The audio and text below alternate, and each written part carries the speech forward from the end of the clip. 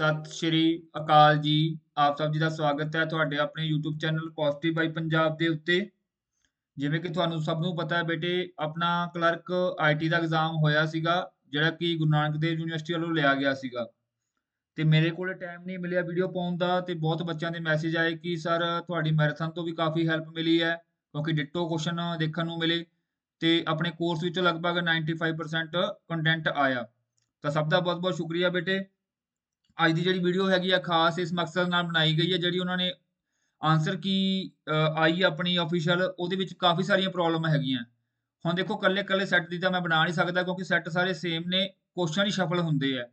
ਤੇ ਮੈਂ ਇੱਕ ਕਾਮਨ ਬਣਾਤੀ ਹੈ, ਤੁਸੀਂ ਆਪਣੇ ਆਨਸਰ ਚੈੱਕ ਕਰ ਲਿਓ। ਮੇਰੇ ਵੱਲੋਂ 101% ਐਕੂਰੇਟ ਤੁਹਾਨੂੰ ਦੱਸੀ ਜਾਊਗੀ। ਜੇ ਕਿਸੇ ਕੁਐਸਚਨ 'ਚ ਪ੍ਰੋਬਲਮ ਹੋਊਗੀ ਮੈਂ ਉਹ ਵੀ ਦੱਸ ਦਾਂਗਾ। ਤਾਂ ਪਲੀਜ਼ ਧਿਆਨ ਨਾਲ ਵਾਚ ਕਰ ਲਿਓ। ਜ਼ਿਆਦਾ ਮੈਂ ਐਕਸਪਲੇਨੇਸ਼ਨ ਨਹੀਂ ਦਊਂਗਾ ਕੁਐਸਚਨਾਂ ਦੀ, ਕਿਉਂਕਿ ਜਸਟ ਆਪਾਂ ਇੱਥੇ ਸਿਰਫ ਚੈੱਕ ਕਰਨੇ ਆਪਣੇ ਆਨਸਰ। ਤਾਂ ਸਟਾਰਟ ਕਰਦੇ ਰਾਜੇ। ਅੱਜ ਦੀ ਵੀਡੀਓ ਇਹ ਹੈਗੀ ਹੈ ਜੀ ਆਪਣੇ ਕਲਰਕ ਆਈਟੀ ਪੇਪਰ ਵਾਸਤੇ। ਪਲੀਜ਼ ਵੀਡੀਓ ਨੂੰ ਲਾਈਕ ਸ਼ੇਅਰ ਜ਼ਰੂਰ ਕਰ ਦਿਓ, ਤਾਂ ਜੋ ਸਾਰੇ ਬੱਚਿਆਂ ਤੱਕ ਇਹ ਵੀਡੀਓ ਪਹੁੰਚ ਜੇ। ਤੇ ਜਿਹੜੇ ਬੱਚਿਆਂ ਨੇ ਚੈਨਲ ਨੂੰ ਸਬਸਕ੍ਰਾਈਬ ਨਹੀਂ ਕੀਤਾ, ਪਲੀਜ਼ ਸਬਸਕ੍ਰਾਈਬ ਕਰ ਲਓ ਆਪਣੇ ਆਉਣ ਵਾਲੇ ਪੇਪਰਾਂ ਵਾਸਤੇ, ਕੰਪਿਊਟਰ, ਪੰਜਾਬ ਜੀਕੇ ਤੇ ਪੰਜਾਬੀ ਗ੍ਰਾਮਰ ਦੀ ਤਿਆਰੀ ਕਰਨ ਵਾਸਤੇ। ਤਾਂ ਗੱਲ ਕਰਦੇ ਹਾਂ ਜੀ, ਉਹਦੇ ਵਿੱਚ ਫਸਟ ਕੁਐਸਚਨ ਇਹ ਹੈ ਜੀ, ਮੇਰੇ ਕੋਲੇ ਹੈਗਾ ਸ਼ਾਇਦ ਸੈੱਟ ਨੰਬਰ 20 ਹੈ, ਠੀਕ ਹੈ, ਬਾਕੀ ਮੈਨੂੰ ਸ਼ੋਰ ਨਹੀਂ ਹੈਗਾ, ਲੇਕਿਨ ਸੈੱਟ ਨੰਬਰ 20 ਹੈ ਸ਼ਾਇਦ ਮੇਰੇ ਕੋਲੇ। ਕਹਿੰਦਾ ਜੀ which of the following is mainly used in EBCDIC। ਤਾਂ ਤੁਸੀਂ ਨੰਬਰ ਸਿਸਟਮ ਅਗਰ ਪੜ੍ਹਿਆ ਹੋਇਆ ਬਹੁਤ ਧਿਆਨ ਦੇ ਨਾਲ, ਉਹਦੇ ਵਿੱਚ ਆਪਾਂ ਪੜ੍ਹਦੇ ਹਾਂ BCD EBCDIC ਨੰਬਰ ਸਿਸਟਮ ਪੜ੍ਹਿਆ ਹੋਊਗਾ ਆਪਾਂ, ਠੀਕ ਹੈ। ਤਾਂ ਇਹ ਜਿਹੜਾ ਆਹ ਨੰਬਰ ਸਿਸਟਮ ਹੁੰਦਾ ਬੇਟੇ, ਬੇਸਿਕਲੀ ਇਹ ਬਣਾਇਆ ਗਿਆ ਸੀ, ਸਪੈਸ਼ਲੀ ਡਿਜ਼ਾਈਨ ਕੀਤਾ ਗਿਆ ਸੀਗਾ ਮੇਨ ਫਰੇਮ ਵਾਸਤੇ, ਠੀਕ ਹੈ। ਜਿਹੜੇ ਮੇਨ ਫਰੇਮ ਕੰਪਿਊਟਰ ਹੁੰਦੇ ਆ ਜਾਂ ਸਰਵਰ ਹੁੰਦੇ ਆ, ਉਹਨਾਂ ਵਾਸਤੇ ਤਿਆਰ ਕੀਤਾ ਗਿਆ ਸੀਗਾ। ਤਾਂ ਇਹਦਾ ਰਾਈਟ ਆਨਸਰ ਕੀ ਬਣਦਾ ਰਾਜੇ? B ਬਣਦਾ। ਜਿਹੜਾ EBCDIC ਇਹਨੂੰ ਕਹਿ ਦਿੰਦੇ ਆ extended binary coded decimal interchange code ਕਹਿ ਦਿੰਦੇ ਆ। ਤਾਂ ਬੇਸਿਕਲੀ IBM ਨੇ ਡਿਵੈਲਪ ਕੀਤਾ ਸੀਗਾ ਬੇਟੇ ਲਾਰਜ ਆਪਰੇਟਿੰਗ ਸਿਸਟਮ ਵਾਸਤੇ, ਜਿੱਥੇ ਆਪਣਾ ਕੀ ਆ, ਠੀਕ ਹੈ ਜੀ, ਮੇਨ ਫਰੇਮ ਕੰਮ ਕਰਦੇ ਆ, ਠੀਕ ਹੈ ਜੀ।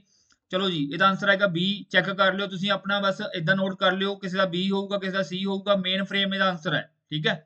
ਨੈਕਸਟ ਚੱਲਦੇ ਹਾਂ ਆਪਾਂ, ਅਗਲੇ ਕੁਐਸਚਨ ਵੱਲ ਮੂਵ ਕਰਦੇ ਹਾਂ। ਕਹਿੰਦਾ ਜੀ which of the following define the assigned order among the characters used by the computer. ਤਾਂ ਬੇਸਿਕਲੀ ਦੇਖੋ, ਇਹ ਯੂਜ਼ ਹੁੰਦਾ ਵੈਸੇ ਜਾਵਾ ਦੇ ਵਿੱਚ ਯੂਜ਼ ਹੁੰਦਾ ਵੈਸੇ, ਬੇਸਿਕਲੀ ਜਿੱਥੇ ਆਪਾਂ ਕੰਪੈਰੀਜ਼ਨ ਕਰਦੇ ਆ ਕਰੈਕਟਰਸ ਦਾ, ਠੀਕ ਹੈ, ਇਹਨੂੰ ਕਹਿ ਦਿੰਦੇ ਰਾਜੇ ਕਲੈਕਟਿੰਗ ਸੀਕੁਐਂਸ ਕਹਿ ਦਿੰਦੇ ਆ। ਤਾਂ ਰਾਈਟ ਆਨਸਰ ਇੱਥੇ ਕੀ ਬਣਨਾ ਸੀ ਤੁਹਾਡਾ? C ਬਣਨਾ ਸੀਗਾ, ਠੀਕ ਹੈ। ਜਾਵਾ ਵਿੱਚ ਯੂਜ਼ ਹੁੰਦਾ ਬੇਟੇ, ਬੇਸਿਕਲੀ ਕਰੈਕਟਰ ਨੂੰ ਕੰਪੈਰੀਜ਼ਨ ਕਰਦੇ ਆ। ਬੇਸਿਕਲੀ ਜਿਵੇਂ ਦੋ ਕਰੈਕਟਰ ਦੇ ਵਿੱਚ ਕੰਪੈਰੀਜ਼ਨ ਹੁੰਦਾ, ਠੀਕ ਹੈ, ਬੇਸਿਕਲੀ ਦੋ ਕਰੈਕਟਰ ਦੇ ਵਿੱਚ ਕੰਪੈਰੀਜ਼ਨ ਕਰਕੇ ਉਹਨੂੰ ਕੀ ਕੀਤਾ ਜਾਂਦਾ? ਸ਼ੋ ਕੀਤਾ ਜਾਂਦਾ। ਨੈਕਸਟ ਗੱਲ ਕਰਦੇ ਹਾਂ ਜੀ ਆਪਾਂ, ਪੋਰਟ ਨੰਬਰ ਆ ਗਿਆ ਰਾਜੇ, ਇਹ ਮੈਂ ਕਰਵਾਇਆ ਹੋਇਆ ਸੀਗਾ। What is the port number of pop?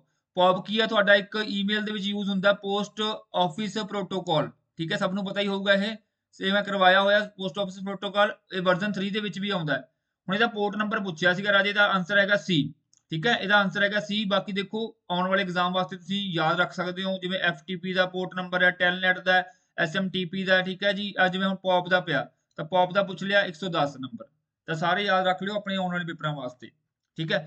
Next move ਕਰਦੇ ਹਾਂ ਜੀ ਆਪਾਂ, ਅਗਲੇ ਕੁਐਸਚਨ ਵੱਲ ਮੂਵ ਕਰਦੇ ਹਾਂ। ਦੇਖੋ ਹੁਣ ਮੇਰੇ ਕੋਲ ਟਾਈਮ ਘੱਟ ਸੀਗਾ, ਮੈਂ ਸਿਰਫ ਕਿ ਇੱਥੇ ਡਾਇਰੈਕਟ ਕੀ ਕਰਤੀਆਂ, ਇਮੇਜ ਪੇਸਟ ਕਰਤੀਆਂ ਕੁਐਸਚਨ ਦੀਆਂ, ਕਿਉਂਕਿ ਲਿਖਣ ਦਾ ਟਾਈਮ ਨਹੀਂ ਸੀਗਾ ਬੇਟੇ।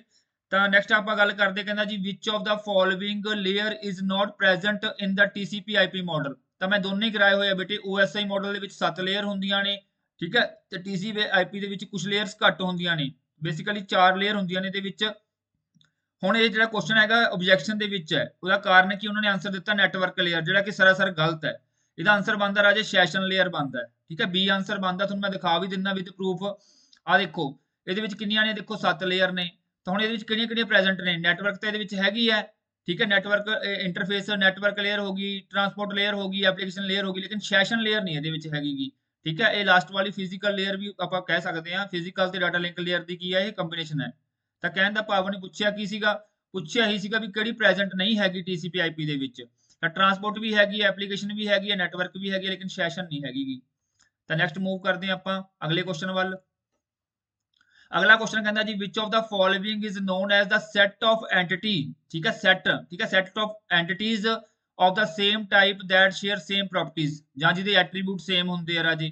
ਤਾਂ ਇਹ ਬਿਲਕੁਲ ਸੌਖਾ ਕੁਐਸਚਨ ਸੀਗਾ, ਐਂਟੀਟੀ ਸੈਟ ਕਹਿੰਦੇ ਇਹਨੂੰ, ਠੀਕ ਹੈ। ਤੁਹਾਨੂੰ ਮੈਂ ਆ ਦੇਖੋ, ਮੰਨ ਲਓ ਸਟੂਡੈਂਟ ਹੈ, ਤਾਂ ਇਹਦਾ ਦੇਖੋ ਜਿਵੇਂ ਸੇਮ ਐਟਰੀਬਿਊਟ ਕੀ ਹੋਗੇ ਸਟੂਡੈਂਟ ਦਾ? ਰੋਲ ਨੰਬਰ ਵੀ ਐਟਰੀਬਿਊਟ ਹੋਊਗਾ, ਨੇਮ ਵੀ ਐਟਰੀਬਿਊਟ ਹੋਊਗਾ, ਕੋਰਸ ਵੀ ਹੋਊਗਾ। ਮੰਨ ਲਓ ਹੁਣ ਦੇਖੋ ਮੇਰਾ ਇੱਕ ਐਂਟੀਟੀ ਆ ਰਹੀ ਹੈ ਆਹ, ਇਸ ਰੋਲ ਨੰਬਰ ਦੀ, ਇਸ ਰੋਲ ਨੰਬਰ ਦੀ, ਇਸ ਰੋਲ ਨੰਬਰ ਦੀ।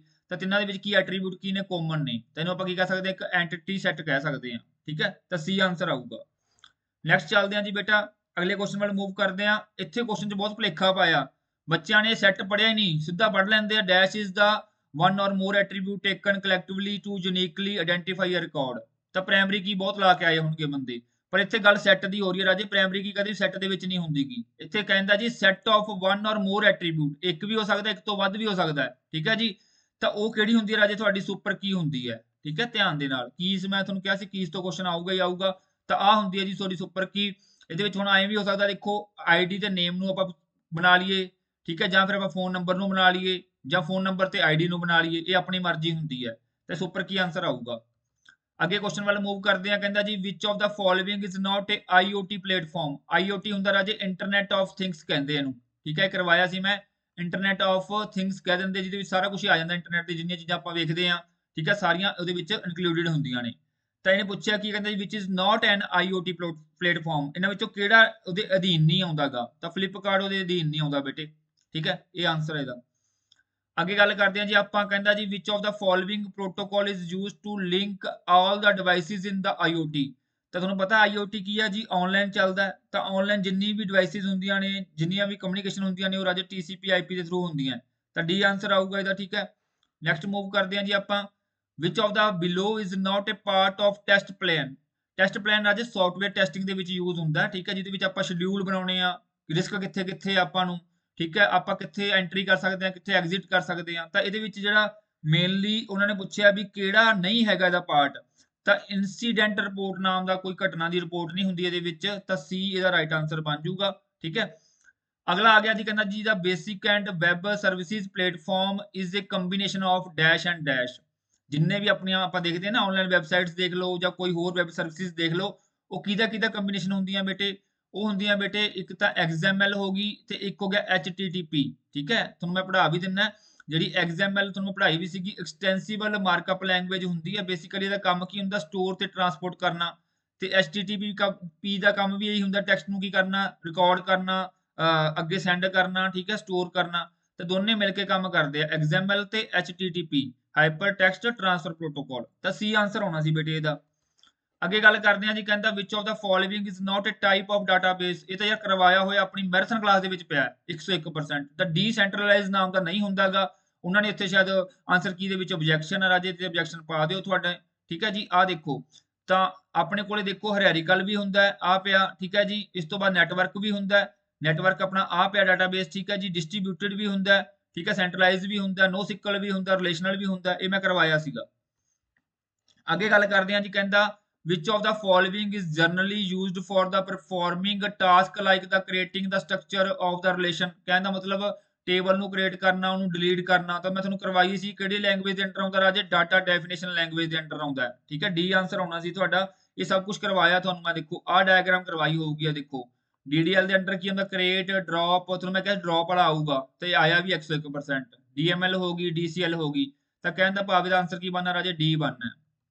ਅੱਗੇ ਕਹਿੰਦਾ ਜੀ the value appearing in the given attribute of any tuple in the referencing relation must likewise occur in the specified attribute of the at least one ਟਪਲ।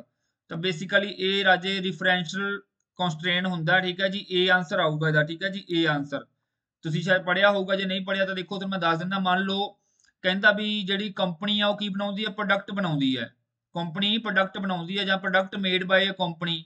ਠੀਕ ਹੈ, ਜੇ company exit ਨਹੀਂ ਕਰੂਗੀ ਤਾਂ ਪ੍ਰੋਡਕਟ ਬਣ ਸਕਦਾ, ਨਹੀਂ ਬਣ ਸਕਦਾ। ਇਹਨੂੰ ਕਹਿ ਦਿੰਦੇ ਰਾਜੇ ਰਿਫਰੈਂਸ਼ੀਅਲ ਇੰਟੀਗ੍ਰਿਟੀ ਕੰਸਟ੍ਰੇਂਟ ਕਹਿੰਦੇ ਆ। ਠੀਕ ਹੈ, ਇਹ ਕਰਵਾਇਆ, ਮਤਲਬ ਮੈਂ ਮੈਰਾਥਨ ਚ ਤਾਂ ਨਹੀਂ ਕਰਵਾਇਆ, ਮੈਂ ਤੁਹਾਨੂੰ ਕਹਾਂ ਉਹ ਚ ਆਪਣੇ ਕੋਰਸ ਚ ਕਰਵਾਇਆ ਹੋਇਆ ਸੀਗਾ। ਠੀਕ ਹੈ ਜੀ, ਤਾਂ ਰਿਫਰੈਂਸ਼ੀਅਲ ਇਹਦਾ ਆਨਸਰ ਆ ਜਾਊਗਾ ਰਾਜੇ। ਠੀਕ ਹੈ, ਇਹਨੇ ਇਹੀ ਪੁੱਛਿਆ ਸੀਗਾ, ਤਾਂ ਐਟ ਲੀਸਟ ਵਨ ਤਾਂ ਹੀ ਬੋਲਿਆ, ਦੇਖੋ ਲਿਖਿਆ ਹੋਇਆ ਨਾ, the relationship has one value and the value must exit। ਤਾਂ ਉਹ ਵੈਲਿਊ ਐਗਜ਼ਿਟ ਕਰਨੀ ਚਾਹੀਦੀ ਐਕਚੁਅਲ ਦੇ ਵਿੱਚ, ਜੇ ਨਹੀਂ ਕਰੂਗੀ ਤਾਂ ਪ੍ਰੋਬਲਮ ਕ੍ਰੀਏਟ ਹੋ ਜਾਊਗੀ। ਤਾਂ ਅੱਗੇ ਗੱਲ ਕਰਦੇ ਹਾਂ ਜੀ ਆਪਾਂ, ਕਹਿੰਦਾ ਜੀ which command is used to remove a relation. ਤਾਂ ਵੈਰੀ ਨਾਈਸ ਕੁਐਸਚਨ, ਦੱਸਿਆ ਹੋਇਆ ਸੀ ਤੁਹਾਨੂੰ, ਮੈਂ ਕਿਹਾ ਸੀ 106% ਆਊਗਾ। ਰਿਲੇਸ਼ਨ ਨੂੰ ਰਿਮੂਵ ਕਰਨਾ, ਟੇਬਲ ਨੂੰ ਰਿਮੂਵ ਕਰਨਾ, ਤਾਂ ਡ੍ਰੌਪ ਟੇਬਲ, ਡਿਲੀਟ ਨਹੀਂ ਆਊਗਾ, ਤੁਹਾਨੂੰ ਮੈਂ ਕਿਹਾ ਸੀਗਾ। ਅਗਲਾ ਕੁਐਸਚਨ ਵੀ ਸੌਖਾ, ਕਹਿੰਦਾ ਜੀ which of the what is the function of the following command। Command ਦਿੱਤੀ ਹੋਈ ਹੈ delete from r where p। r ਕੀ ਇੱਕ ਟੇਬਲ ਦਾ ਨਾਮ ਹੈ ਜਿਹਨੂੰ ਆਪਾਂ ਰਿਲੇਸ਼ਨ ਕਹਿ ਸਕਦੇ ਹਾਂ, p ਕੀ ਇੱਕ ਕੰਡੀਸ਼ਨ ਹੈ ਇੱਥੇ, ठीक है, प्री एक कंडीशन है, आर की एक टेबल का नाम है। तो ਇਹਦਾ आंसर की बनूगा राजे, ਇਹਦਾ आंसर आ जाऊगा जी deletes particular tuple from a relation. ठीक है जी, delete particular tuple from a relation आ जाऊगा। ठीक है, तो आ देखो क्लीयर एंटिटी नहीं आ सकती, डिलीट रिलेशन नहीं आ सकता गा। तो ये बाकी ऑप्शनों ਨੂੰ ਆਪਾਂ एलिमिनेट कर सकते हैं। ਤਾਂ ਆਪਾਂ ਆਨਸਰ ਲਾ ਸਕਦੇ ਹਾਂ ਵੀ ਰਿਲੇਸ਼ਨ ਤੋਂ ਖਾਸ ਟਪਲ ਨੂੰ ਡਿਲੀਟ ਕਰਦਾ ਹੈ। ਤਾਂ ਆਰ ਨੂੰ ਆਪਾਂ ਮੰਨ ਕੇ ਚੱਲਦੇ ਹਾਂ, ਚਾਹੇ ਟਪਲ ਮੰਨ ਲਓ ਚਾਹੇ ਟੇਬਲ ਮੰਨ ਲਓ ਉਹਨੂੰ, ਚਾਹੇ ਠੀਕ ਹੈ, ਉਹ ਤੁਹਾਡੀ ਮਰਜ਼ੀ ਹੈ, ਪਰ ਇਹ ਜਿਹੜੀ ਬੈਸਟ ਸੂਟੇਬਲ ਹੈ ਸੀ ਆਨਸਰ ਹੈ। ਅੱਗੇ ਆਪਾਂ ਗੱਲ ਕਰਦੇ ਹਾਂ ਜੀ, ਕਹਿੰਦਾ major goal of the database system is to minimize the number of block transfer between the disk and memory. Disk ਕੀ ਹੁੰਦੀ ਹੈ ਰਾਜੇ, ਜਿਹੜੀ ਹਾਰਡ ਡਿਸਕ ਹੁੰਦੀ ਹੈ, ਤੇ ਮੈਮਰੀ ਕਿਹੜੀ ਹੁੰਦੀ ਹੈ, ਰੈਮ। ਇਹਨਾਂ ਦੇ ਵਿਚਕਾਰ ਜਿਹੜਾ ਤਾਲਮੇਲ ਹੁੰਦਾ ਜਾਂ ਲੈਣ ਦੇਣ ਹੁੰਦਾ ਡਾਟਾ ਦਾ, ਉਹਨੂੰ ਘੱਟ ਕਰਨ ਵਾਸਤੇ ਆਪਾਂ ਕੀ ਯੂਜ਼ ਕਰਦੇ ਹਾਂ ਰਾਜੇ, ਬਫਰ ਮੈਮਰੀ ਯੂਜ਼ ਕਰਦੇ ਹਾਂ, ਬਫਰ। ਠੀਕ ਹੈ, ਜਿਹੜੀ ਕਿ ਟੈਂਪਰੇਰੀਲੀ ਮੈਮਰੀ ਹੁੰਦੀ ਹੈ। ਤਾਂ ਡੀ ਆਨਸਰ ਆਊਗਾ ਰਾਜੇ ਇੱਥੇ 36 ਦਾ। ਅੱਗੇ ਆ ਗਿਆ ਜੀ, ਕਹਿੰਦਾ ਇਹ ਵੀ ਬਹੁਤ ਸੌਖਾ ਕੁਐਸਚਨ ਹੈ। ਕੀ ਕਹਿੰਦਾ ਜੀ, ਕਹਿੰਦਾ which of the following query, which of the following can be placed in the query in the blank portion. ਤਾਂ ਲਿਖਿਆ ਹੋਇਆ ਦੇਖੋ, ਕੁਐਰੀ ਦਿੱਤੀ ਹੋਈ ਹੈ, ਕਹਿੰਦਾ ਜੀ ਸਿਲੈਕਟ ਸਟਾਰ, ਸਟਾਰ ਦਾ ਮਤਲਬ ਹੁੰਦਾ all record, from the instructor, instructor ਕੀ ਇੱਕ ਟੇਬਲ ਹੈ, ਆਰਡਰ ਬਾਈ ਹੁੰਦਾ ਜਿਵੇਂ ਮੰਨ ਲਓ ਕਿਸੇ ਸੀਕੁਐਂਸ ਦੇ ਵਿੱਚ ਕਰਨਾ ਹੋਵੇ, ਸੈਲਰੀ ਡੈਸ਼ ਨੇਮ ਡੈਸ਼। ਤਾਂ ਚਾਹੀਦਾ ਕਿਵੇਂ ਆਪਾਂ ਨੂੰ, ਕਹਿੰਦਾ ਜੀ display the salary from the highest to lowest, salary highest to lowest ਚਾਹੀਦੀ ਹੈ। ਤਾਂ ਪਹਿਲਾਂ ਆਪਾਂ ਨੂੰ ਕੀ ਚਾਹੀਦਾ ਜੀ, ਅਸੈਂਡਿੰਗ ਤਾਂ ਚਾਹੀਦਾ ਨਹੀਂ, ਸੈਂਡਿੰਗ ਨਹੀਂ ਚਾਹੀਦਾ, ਤਾਂ ਆਪਣਾ ਆਊਗਾ ਜੀ ਦੇਖੋ, ਸੈਲਰੀ ਹਾਈਐਸਟ ਟੂ ਲੋਐਸਟ ਤਾਂ ਹੀ ਆਊਗੀ ਜੇ ਇੱਥੇ ਕੀ ਹੋਊਗਾ, ਡਿਸੈਂਡਿੰਗ ਹੋਊਗਾ। ਤੇ ਨੇਮ ਕੀ ਮੰਗੇ ਉਹਨਾਂ ਨੇ, ਸੌਰਟਿੰਗ ਦਾ EMPLOYE ਨੇਮ, ਤਾਂ ਅਲਫਾਬੈਟਿਕਲੀ ਸੌਰਟ ਤਾਂ ਹੀ ਹੋਊਗਾ ਜੇ ਇੱਥੇ ਕੀ ਹੋਊਗਾ, ਅਸੈਂਡਿੰਗ ਹੋਊਗਾ। ਤਾਂ ਸੀ ਆਨਸਰ ਬਣ ਗਿਆ, ਸੌਖਾ ਕੁਐਸਚਨ ਹੈ। ਅੱਗੇ ਗੱਲ ਕਰਦੇ ਹਾਂ ਜੀ ਆਪਾਂ, ਕਹਿੰਦਾ which of the following refer to the number of tuple in the relation. ਆਹ ਤਾਂ ਯਾਰ ਕਰਵਾਇਆ ਸੀ 101%, ਮੈਂ ਟੇਬਲ ਵੀ ਕਰਵਾਇਆ ਸੀਗਾ। ਠੀਕ ਹੈ, ਇਹਨੂੰ ਕਾਰਡੀਨੈਲਿਟੀ ਬੋਲਦੇ ਆ। ਠੀਕ ਹੈ, ਕਾਰਡੀਨੈਲਿਟੀ, ਇਹ ਕਾਲਮ ਦੀ ਸੌਰੀ ਉਹਦੀ ਟੱਪਲ ਦੀ ਗੱਲ ਹੋ ਰਹੀ ਹੈ ਇੱਥੇ। ਠੀਕ ਹੈ ਜੀ, ਜੇ ਕਾਲਮ ਦੀ ਗੱਲ ਹੁੰਦੀ ਫਿਰ ਕੀ ਹੁੰਦਾ ਸੀ, ਡਿਗਰੀ ਆਉਣਾ ਸੀਗਾ। ਟੱਪਲ ਕੀ ਹੁੰਦੀਆਂ, ਰੋ ਹੁੰਦੀਆਂ। ਆ ਸ਼ਾਇਦ ਮੈਂ ਕਰਵਾਇਆ ਸੀਗਾ, ਦੇਖੋ ਵੀ ਆ ਨੰਬਰ ਆਫ ਜਿੰਨੀਆਂ ਰੋਜ਼ ਹੋਣਗੀਆਂ ਉਹਨੇ ਕੀ, ਉਹਨੂੰ ਕੀ ਕਹਿ ਦਿੰਦੇ, ਕਾਰਡੀਨੈਲਿਟੀ ਕਹਿ ਦਿੰਦੇ ਆ। ਜਿੰਨੇ ਆਹ ਹੋਣਗੇ ਤੁਹਾਡੇ, ਜਿੰਨੇ ਕਾਲਮ ਹੋਣਗੇ ਉਹਨੂੰ ਆਪਾਂ ਕੀ ਕਹਿ ਦਾਂਗੇ, ਡਿਗਰੀ ਕਹਿ ਦਾਂਗੇ। ਇਹ ਮੈਂ ਕਰਵਾਇਆ, ਦੇਖੋ ਸੇਮ ਟੇਬਲ ਕਰਵਾਇਆ ਸੀਗਾ। ਤਾਂ ਰਾਈਟ ਆਨਸਰ ਸੀ ਬਣਨਾ ਸੀਗਾ। ਦੇਖੋ ਤਾਂ ਹੀ ਮੈਂ ਕਹਿੰਦਾ ਹੁੰਦਾ, ਦੇਖੋ ਮੈਰਾਥਨ ਦੇ ਵਿੱਚ ਕੋਈ ਨਹੀਂ ਥੋੜਾ ਪੈਸਾ ਲੱਗਦਾਗਾ। ਮੈਰਾਥਨ ਦੇ ਵਿੱਚ ਜੇ ਮੈਂ ਦੇਖੋ 2 ਘੰਟੇ ਲਗਾ ਕੇ, 2 ਘੰਟੇ ਮੈਂ ਬੋਲਦਾ ਰਿਕਾਰਡ ਕਰਦਾ, 4 ਘੰਟੇ ਉਹਦੇ ਪਿੱਛੇ ਮਿਹਨਤ ਹੁੰਦੀ ਹੈ। ਠੀਕ ਹੈ, ਉਹਨੂੰ ਪੀਪੀਟੀ ਬਣਾਉਣ ਦੀ, ਉਸ ਤੋਂ ਬਾਅਦ 2 ਦਿਨ ਦੀ ਮਿਹਨਤ ਹੁੰਦੀ ਹੈ ਵੀ ਕਿਹੜਾ ਕੁਐਸਚਨ ਪਾਇਆ ਜਾਵੇ, ਕਿਹੜਾ ਛੱਡਿਆ ਜਾਵੇ, ਐਨਾਲਿਸਿਸ ਕਰਕੇ ਵੀ ਤੁਹਾਨੂੰ ਦੇਖਣ ਨੂੰ ਮਿਲੇ, ਤਾਂ ਹੀ ਸੇਮ ਦੇਖਣ ਨੂੰ ਮਿਲਦਾ ਨਾ ਜੇ ਉੱਤੇ ਮਿਹਨਤ ਹੈ। ਤੇ ਪਰ ਮੈਨੂੰ ਬੜਾ ਅਫਸੋਸ ਹੋਇਆ, ਮੈਂ ਘੱਟੋ ਘੱਟ ਬਿਮਾਰ ਸੀਗਾ, ਬਿਮਾਰ ਹੁੰਦੇ ਹੋਏ ਵੀ ਮੈਂ ਆਈਟੀ ਦੀ ਬਣਾਈ ਰਿਕੁਐਸਟ ਤੇ, ਤਾਂ ਦੇਖੀ ਕਿੰਨਿਆਂ ਨੇ, ਸਿਰਫ ਮੇਰਾ 2250 ਬੰਦਿਆਂ ਨੇ ਦੇਖੀ ਹੈ। ਤੇ ਮੈਨੂੰ ਸਮਝ ਹੀ ਨਹੀਂ ਆਉਂਦੀ, ਪਤਾ ਨਹੀਂ ਫ੍ਰੀ ਦੇ ਵਿੱਚ ਵੀ ਨਹੀਂ ਲਾਹਾ ਲੈਂਦੇ, ਪਤਾ ਨਹੀਂ ਹੁਣ ਕੀ ਮੈਨੂੰ ਹਿਸਾਬ ਕਿਤਾਬ ਸਮਝ ਨਹੀਂ ਆਇਆ। ਚਲੋ ਜੀ ਕੋਈ ਗੱਲ ਨਹੀਂ, ਅੱਗੇ ਗੱਲ ਕਰਦੇ ਹਾਂ ਆਪਾਂ। ਆਹ ਦੇਖੋ ਕੁਐਸਚਨ ਥੋੜਾ ਜਿਹਾ ਟਫ ਸੀਗਾ, ਮੈਂ ਐਵੇਂ ਕਹਾਂ, ਇਹਦਾ ਇੱਕ ਫਾਰਮੂਲਾ ਹੁੰਦਾ ਕੱਢਣ ਦਾ, ਬਹੁਤ ਲੰਮਾ ਚੌੜਾ ਕੁਐਸਚਨ ਹੈ। ਪਹਿਲਾਂ ਤਾਂ ਆਪਾਂ ਨੂੰ ਕੈਂਡੀਡੇਟ ਕੀ ਕੱਢਣੀ ਆਉਣੀ ਚਾਹੀਦੀ ਹੈ, ਤਾਂ ਮੈਂ ਹੁਣ ਇੱਥੇ ਸਿਖਾਊਂਗਾ ਨਹੀਂ ਤੁਹਾਨੂੰ, ਡਾਇਰੈਕਟ ਦੱਸ ਦਿੰਦਾ, ਜਦੋਂ ਵਿਹਲਾ ਟਾਈਮ ਹੋਊਗਾ ਆਪਾਂ ਕਰ ਲਾਂਗੇ। ਇਹਦੇ ਵਿੱਚ ਕੀ ਹੁੰਦਾ, ਪਹਿਲਾਂ ਤਾਂ ਡਿਪੈਂਡੈਂਸੀਜ਼ ਦੇਖਦੇ ਹਾਂ ਆਪਾਂ, ਫਿਰ ਕੈਂਡੀਡੇਟ ਕੀ ਦੇਖਦੇ ਹੁੰਦੇ ਆ, ਤਾਂ ਕੱਲਾ ਕੱਲਾ ਰਿਲੇਸ਼ਨ ਕਰਨਾ ਪਊਗਾ। ਬੱਚੇ ਨੇ ਕਰਨ ਦੀ ਕੋਸ਼ਿਸ਼ ਕੀਤੀ ਹੈ, ਜਿਹਦਾ ਵੀ ਪੇਪਰ ਹੈਗਾ। ਤੇ ਇਹਦਾ ਆਨਸਰ ਤੁਹਾਨੂੰ ਮੈਂ ਦੱਸ ਦਿੰਦਾ, ਇੱਥੇ 10 ਬਣਨਗੀਆਂ ਆਪਣੇ ਕੋਲ ਸੁਪਰ ਕੀ। ਠੀਕ ਹੈ, 10 ਸੁਪਰ ਕੀ ਬਣ ਗਈ, ਇੱਕ ਵਾਰੀ ਆਨਸਰ ਨੋਟ ਕਰ ਲਿਓ, ਬਾਅਦ ਚ ਆਪਾਂ ਇਹਨੂੰ ਵਿਹਲੇ ਟਾਈਮ ਤੇ ਕਰਵਾ ਦਾਂਗੇ। ਅੱਗੇ ਕਹਿੰਦਾ ਜਾਂ ਪ੍ਰੋਪਰਟੀ ਆਫ ਟ੍ਰਾਂਜੈਕਸ਼ਨਸ ਦੈਟ ਪਰਸਿਸਟ ਆਲ ਦਾ ਕ੍ਰੈਸ਼ਿਸ। ਠੀਕ ਹੈ ਜੀ, ਤਾਂ ਹੁਣ ਜੀ ਇਹਦਾ ਆਨਸਰ ਹੈਗਾ ਜੀ ਆਪਣਾ ਡਿਊਰੇਬਿਲਿਟੀ। ਠੀਕ ਹੈ, ਡਿਊਰੇਬਿਲਿਟੀ ਦਾ ਆਨਸਰ ਹੈ, ਚੈੱਕ ਕਰ ਲਿਓ। ਅੱਗੇ ਗੱਲ ਕਰਦੇ ਹਾਂ ਜੀ, ਕਹਿੰਦਾ which of the following protocol ensure conflict scalability and safety from the deadlock. Deadlock ਤੋਂ ਬਚਣ ਦਾ ਮਤਲਬ ਸੁਰੱਖਿਆ, ਮਤਲਬ ਯਕੀਨੀ ਆਪਾਂ ਬਚ ਸਕਦੇ ਹਾਂ ਡੈਡਲੌਕ ਤੋਂ। ਤਾਂ ਇਹ ਜਿਹੜਾ ਹੁੰਦਾ ਰਾਜੇ, ਇਹ ਹੁੰਦਾ ਤੁਹਾਡਾ ਟਾਈਮ ਸਟੈਂਪ ਆਰਡਰਿੰਗ ਪ੍ਰੋਟੋਕਾਲ ਹੁੰਦਾ ਹੈ। ਠੀਕ ਹੈ, time stamp ordering protocol. Basically ਆਪਾਂ ਇਹ ਜਰਨਲੀ ਪੜ੍ਹਦੇ ਨਹੀਂਗੇ, ਜਿਹੜੇ ਬੱਚੇ ਆਮ ਤਿਆਰੀ ਕਰਦੇ ਇਹਨੂੰ ਛੱਡ ਦਿੰਦੇ ਕਈ ਵਾਰੀ, ਪਰ ਇਹ ਇਹਦਾ ਰਾਈਟ ਆਨਸਰ ਹੈ ਭਾਈ, ਨੋਟ ਕਰ ਲਿਓ, ਇਹ ਕੁਐਸਚਨ ਆ ਗਿਆ। ਅੱਗੇ ਗੱਲ ਕਰਦੇ ਹਾਂ ਜੀ IPv6 ਤੇ ਤੁਹਾਨੂੰ ਮੈਂ ਕਰਵਾਇਆ ਸੀ ਬੇਟੇ, IP4 ਦੇ ਹੁੰਦੇ 32 ਬਿਟ ਤੇ IP6 ਹੁੰਦਾ 128 ਬਿਟ। ਇਹ ਆਪਣੀ ਮੈਰਾਥਨ ਕਲਾਸ ਦਾ ਕੁਐਸਚਨ ਆਇਆ ਹੋਇਆ। ਅੱਗੇ ਆ ਵੀ ਦੇਖੋ ਮੈਰਾਥਨ ਕਲਾਸ, ਯਾਰ ਡਿਟੋ ਸੇਮ ਆਪਸ਼ਨਾਂ ਪਈਆਂ, ਮੈਂ ਤਾਂ ਸਮਝ ਨਹੀਂ ਆਉਂਦੀ, ਆਪਸ਼ਨਾਂ ਵੀ ਸੇਮ ਹੈ, ਤੇ ਇੰਨੀ ਪਰਮਾਤਮਾ ਦੀ ਕਿਰਪਾ ਹੈ। ਕਹਿੰਦਾ ਜੀ which of the following IP address belong to class A। ਜੇ ਕਿਸੇ ਨੂੰ ਨਹੀਂ ਯਕੀਨ ਆਉਂਦਾ ਨਾ, ਕਈ ਕਹਿ ਦਿੰਦੇ ਸਰ ਹਵਾ 'ਚ ਗੱਲਾਂ ਕਰਦੇ ਆ। ਦੇਖੋ ਮੈਰਾਥਨ ਕਲਾਸ ਦਾ ਪੇਪਰ ਤੋਂ 2 ਦਿਨ ਪਹਿਲਾਂ ਪਾਈ ਆ ਨਾ ਭਾਈ, ਪੇਪਰ ਬਾਅਦ 'ਚ ਹੋਇਆ, ਮੈਚ ਕਰ ਲਓ ਆਪਣੇ ਆਪ। ਮੈਂ ਕਹਿੰਦਾ ਮੇਰੇ ਤੇ ਵੀ ਯਕੀਨ ਨਾ ਕਰੋ, ਮੈਂ ਤਾਂ ਝੂਠ ਮਾਰ ਸਕਦਾ, ਹੋ ਸਕਦਾ ਮੈਂ ਝੂਠ ਮਾਰੀ ਜਾਵਾਂ ਉਹੀ। ਪਹਿਲੀ ਗੱਲ ਤਾਂ ਮੈਂ ਝੂਠ ਕਿਉਂ ਮਾਰੂੰਗਾ, ਜੇ ਕੋਈ ਮੈਂ ਕੋਰਸ ਵੇਚਣਾ ਹੋਵੇ ਤਾਂ ਹੀ ਝੂਠ ਮਾਰੂੰਗਾ, ਮੈਂ ਤਾਂ ਕੋਰਸ ਵੇਚ ਹੀ ਨਹੀਂ ਰਿਹਾ, ਮੈਂ ਤਾਂ ਫ੍ਰੀ ਦੀ ਗੱਲ ਹੀ ਕਰ ਰਿਹਾ। ਫਿਰ ਵੀ ਚਲੋ ਜੇ ਲੱਗਦਾ ਕਿਸੇ ਨੂੰ ਤਾਂ ਮੈਚ ਕਰ ਲਓ, ਘੱਟੋ ਘੱਟ ਦਿਮਾਗ ਦਿੱਤਾ ਪ੍ਰਮਾਤਮਾ ਨੇ, ਹਨਾ। ਆਪਾਂ ਕਿਸੇ ਦੀ ਗੱਲਾਂ ਤੇ ਨਹੀਂ ਜਾਂਦੇ, ਆਪਾਂ ਆਪਣੇ ਆਪ ਦਿਮਾਗ ਲਾਇਆ ਕਰੋ। ਤਾਂ IP ਐਡਰੈਸ ਕਿਹੜਾ ਬਿਲੋਂਗ ਨਹੀਂ ਕਰਦਾ, ਤੁਹਾਨੂੰ ਪਤਾ ਇਹਦੀ ਰੇਂਜ ਹੁੰਦੀ ਹੈ ਰਾਜੇ 0 ਤੋਂ ਲੈ ਕੇ 127 ਤੱਕ ਹੁੰਦੀ ਹੈ। ਵੈਸੇ 0 ਤੋਂ 126 ਹੁੰਦੀ ਹੈ, ਜਿਹੜਾ 127 ਹੁੰਦਾ ਰਿਜ਼ਰਵ ਹੁੰਦਾ ਡਾਇਗਨੋਜ਼ ਵਾਸਤੇ। ਤਾਂ ਅਗਰ ਦੇਖੋ 0 ਤੋਂ 127 ਵੀ ਦੇਖੀਏ ਤਾਂ 130 ਉਹ ਰੇਂਜ 'ਚ ਨਹੀਂ ਆਉਂਦਾ, 29 ਵੀ ਨਹੀਂ ਆਉਂਦਾ, 28 ਵੀ ਨਹੀਂ ਆਉਂਦਾ, ਤਾਂ ਆਂਸਰ ਬਣ ਗਿਆ A ਤੁਹਾਡਾ। ਉਹ ਸੇਮ ਕੁਐਸਚਨ ਫਿਰ ਆ ਗਿਆ, which of the following IP addresses can used as a loop back address diagnose ਕਰਨ ਵਾਸਤੇ। ਤਾਂ ਇਸ ਦੋਨੇ ਕੁਐਸਚਨ ਕਰਵਾਏ ਸੀ ਮੈਂ, ਦੋਨੇ ਕੁਐਸਚਨ ਸੇਮ, ਜੋ ਮੈਂ ਆਰਡਰ ਪਾਇਆ ਸੀ ਉੱਥੇ ਉਹਨਾਂ ਪੇਪਰ 'ਚ ਵੀ ਉਹੀ ਆਰਡਰ ਪਾਤਾ ਪਤੰਦਰਾ ਨੇ, ਪਤਾ ਨਹੀਂ ਮੈਰਾਥਨ ਕਲਾਸ ਹੀ ਦੇਖੀ ਜਾਂਦੇ ਆ। ਚਲੋ ਸ਼ੁਕਰ ਹੈ ਪਰਮਾਤਮਾ ਦਾ। ਠੀਕ ਹੈ, ਬੀ ਆਂਸਰ ਹੈ। ਅੱਗੇ ਚੱਲਦੇ ਹਾਂ ਜੀ ਆਪਾਂ 45 ਦਾ। ਕਹਿੰਦਾ the correct order of the corresponding OSI layer for having a functionalities. ਤਾਂ OSI ਮਾਡਲ ਦੀ ਜਿਹੜੀਆਂ ਵੱਖ-ਵੱਖ ਲੇਅਰ ਹੁੰਦੀਆਂ ਰਾਜੇ, ਉਹਦਾ ਵੱਖ-ਵੱਖ ਫੰਕਸ਼ਨ ਹੁੰਦਾ ਹੈ। ਹੁਣ ਆਪਾਂ ਦੇਖਦੇ ਹਾਂ ਪਹਿਲਾ ਫੰਕਸ਼ਨ ਕੀ ਹੈ। ਕਹਿੰਦਾ ਜੀ ਰਾਊਟਿੰਗ ਐਂਡ ਰੀਕਾਉਂਸਲਿੰਗ। ਠੀਕ ਹੈ, ਰਾਊਟਿੰਗ ਐਂਡ ਰੀਕਾਉਂਸਲਿੰਗ ਕੌਣ ਕਰਦਾ ਰਾਜੇ? ਰਾਊਟਿੰਗ ਜਿਹੜਾ ਮੇਨ ਕੰਮ ਹੁੰਦਾ ਨੈਟਵਰਕ ਲੇਅਰ ਦਾ ਹੁੰਦਾ ਹੈ। ਤਾਂ ਇੱਥੇ ਨੈਟਵਰਕ ਪਈ ਹੈ, ਨੈਟਵਰਕ ਪਈ ਹੈ, ਨੈਟਵਰਕ ਪਈ ਹੈ, ਤਾਂ ਨੈਟਵਰਕ ਸਾਰੇ ਆ ਸਕਦੇ ਆ। ਚਲੋ ਅੱਗੇ ਦੇਖਦੇ ਹਾਂ। Representation of differences with the shared access. ਤਾਂ ਹੁਣ ਦੇਖੋ ਗੱਲ ਆ ਗਈ ਹੈ, ਦੇਖੋ ਵੀ ਜਿਵੇਂ ਮੰਨ ਲਓ ਮੈਂ ਇੱਧਰ ਕੋਈ ਹੋਰ ਫਾਰਮੈਟ ਯੂਜ਼ ਕਰ ਰਿਹਾ, ਇੱਧਰ ਕੋਈ ਹੋਰ ਫਾਰਮੈਟ ਹੈ। ਜਿਵੇਂ ਮੰਨ ਲਓ ਸੈਂਡਰ ਕੋਈ ਹੋਰ ਫਾਰਮੈਟ ਹੈ, ਰਿਸੀਵਰ ਕੋਈ ਹੋਰ ਫਾਰਮੈਟ ਹੈ, ਤੇ ਦੋਵਾਂ ਦੇ ਵਿੱਚ ਤਾਲਮੇਲ ਕੌਣ ਬਿਠਾਊਗਾ? ਤਾਂ ਉਹ ਪ੍ਰੈਜੈਂਟੇਸ਼ਨ ਲੇਅਰ ਬਿਠਾਊਗੀ। ਤਾਂ ਫਿਜ਼ੀਕਲ ਵਾਲਾ ਕੱਟਿਆ ਗਿਆ, ਫਿਜ਼ੀਕਲ ਕੱਟਿਆ ਗਿਆ, ਤਾਂ ਆਹ ਦੋ ਆਪਸ਼ਨਾਂ ਰਹਿ ਗਈਆਂ। ਠੀਕ ਹੈ, ਦੇਖੋ ਇਦਾਂ ਐਲੀਮੀਨੇਟ ਕਰਿਆ ਕਰੋ। ਹੁਣ ਥਰਡ ਕੀ ਆ ਗਿਆ ਆਪਣੇ ਕੋਲੇ? ਥਰਡ ਆ ਗਿਆ ਜੀ, ਕਹਿੰਦਾ ਸਕਾਈ 2 ਟੈਸਟ ਪ੍ਰੋਟੋਕਾਲ। ਤਾਂ ਬੇਸਿਕਲੀ ਇਹ ਹੁੰਦਾ ਡਾਟਾ ਲਿੰਕ ਤੇ ਹੁੰਦਾ। ਠੀਕ ਹੈ, ਤਾਂ ਇਹ ਆਪਣਾ ਆ ਵੀ ਕੱਟਿਆ ਗਿਆ, ਤਾਂ ਇਹ ਰਾਈਟ ਆਂਸਰ ਬਣ ਗਿਆ ਸੀ। ਨੈਟਵਰਕ ਲੇਅਰ, ਪ੍ਰੈਜੈਂਟੇਸ਼ਨ ਲੇਅਰ ਤੇ ਡਾਟਾ ਲਿੰਕ ਲੇਅਰ ਦਾ ਕੰਮ ਆ ਜਿਹੜਾ ਉਹ ਦੱਸ ਰਿਹਾ। ਠੀਕ ਹੈ, 45ਵੇਂ ਦਾ ਸੀ ਆਂਸਰ ਆਊਗਾ।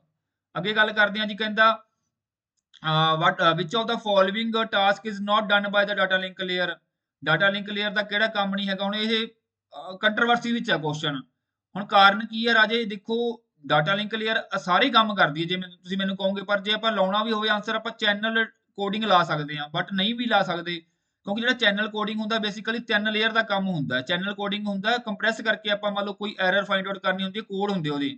ਤਾਂ ਇਹ ਬੇਸਿਕਲੀ ਕੀਤਾ ਜਾਂਦਾ ਰਾਜੇ, ਤੁਹਾਡਾ ਟਰਾਂਸਪੋਰਟ ਲੇਅਰ ਵੀ ਕਰਦੀ ਹੈ ਕੰਮ, ਡਾਟਾ ਲਿੰਕ ਵੀ ਕਰਦੀ ਹੈ, ਫਿਜ਼ੀਕਲ ਵੀ ਕਰਦੀ ਹੈ। ਠੀਕ ਹੈ, ਤਿੰਨਾਂ ਦੇ ਕੰਮ ਹੁੰਦਾ ਵੈਸੇ ਜੇ ਟੈਕਨੀਕਲ ਦੇਖੀਏ, ਪਰ ਹੁਣ ਪਤਾ ਨਹੀਂ ਕਿਉਂ ਇਹਨਾਂ ਨੇ ਕੁਐਸਚਨ ਇਦਾਂ ਪਾਤਾ। ਇਹਨੂੰ ਆਪਾਂ ਚੈਲੰਜ ਕਰ ਸਕਦੇ ਹਾਂ।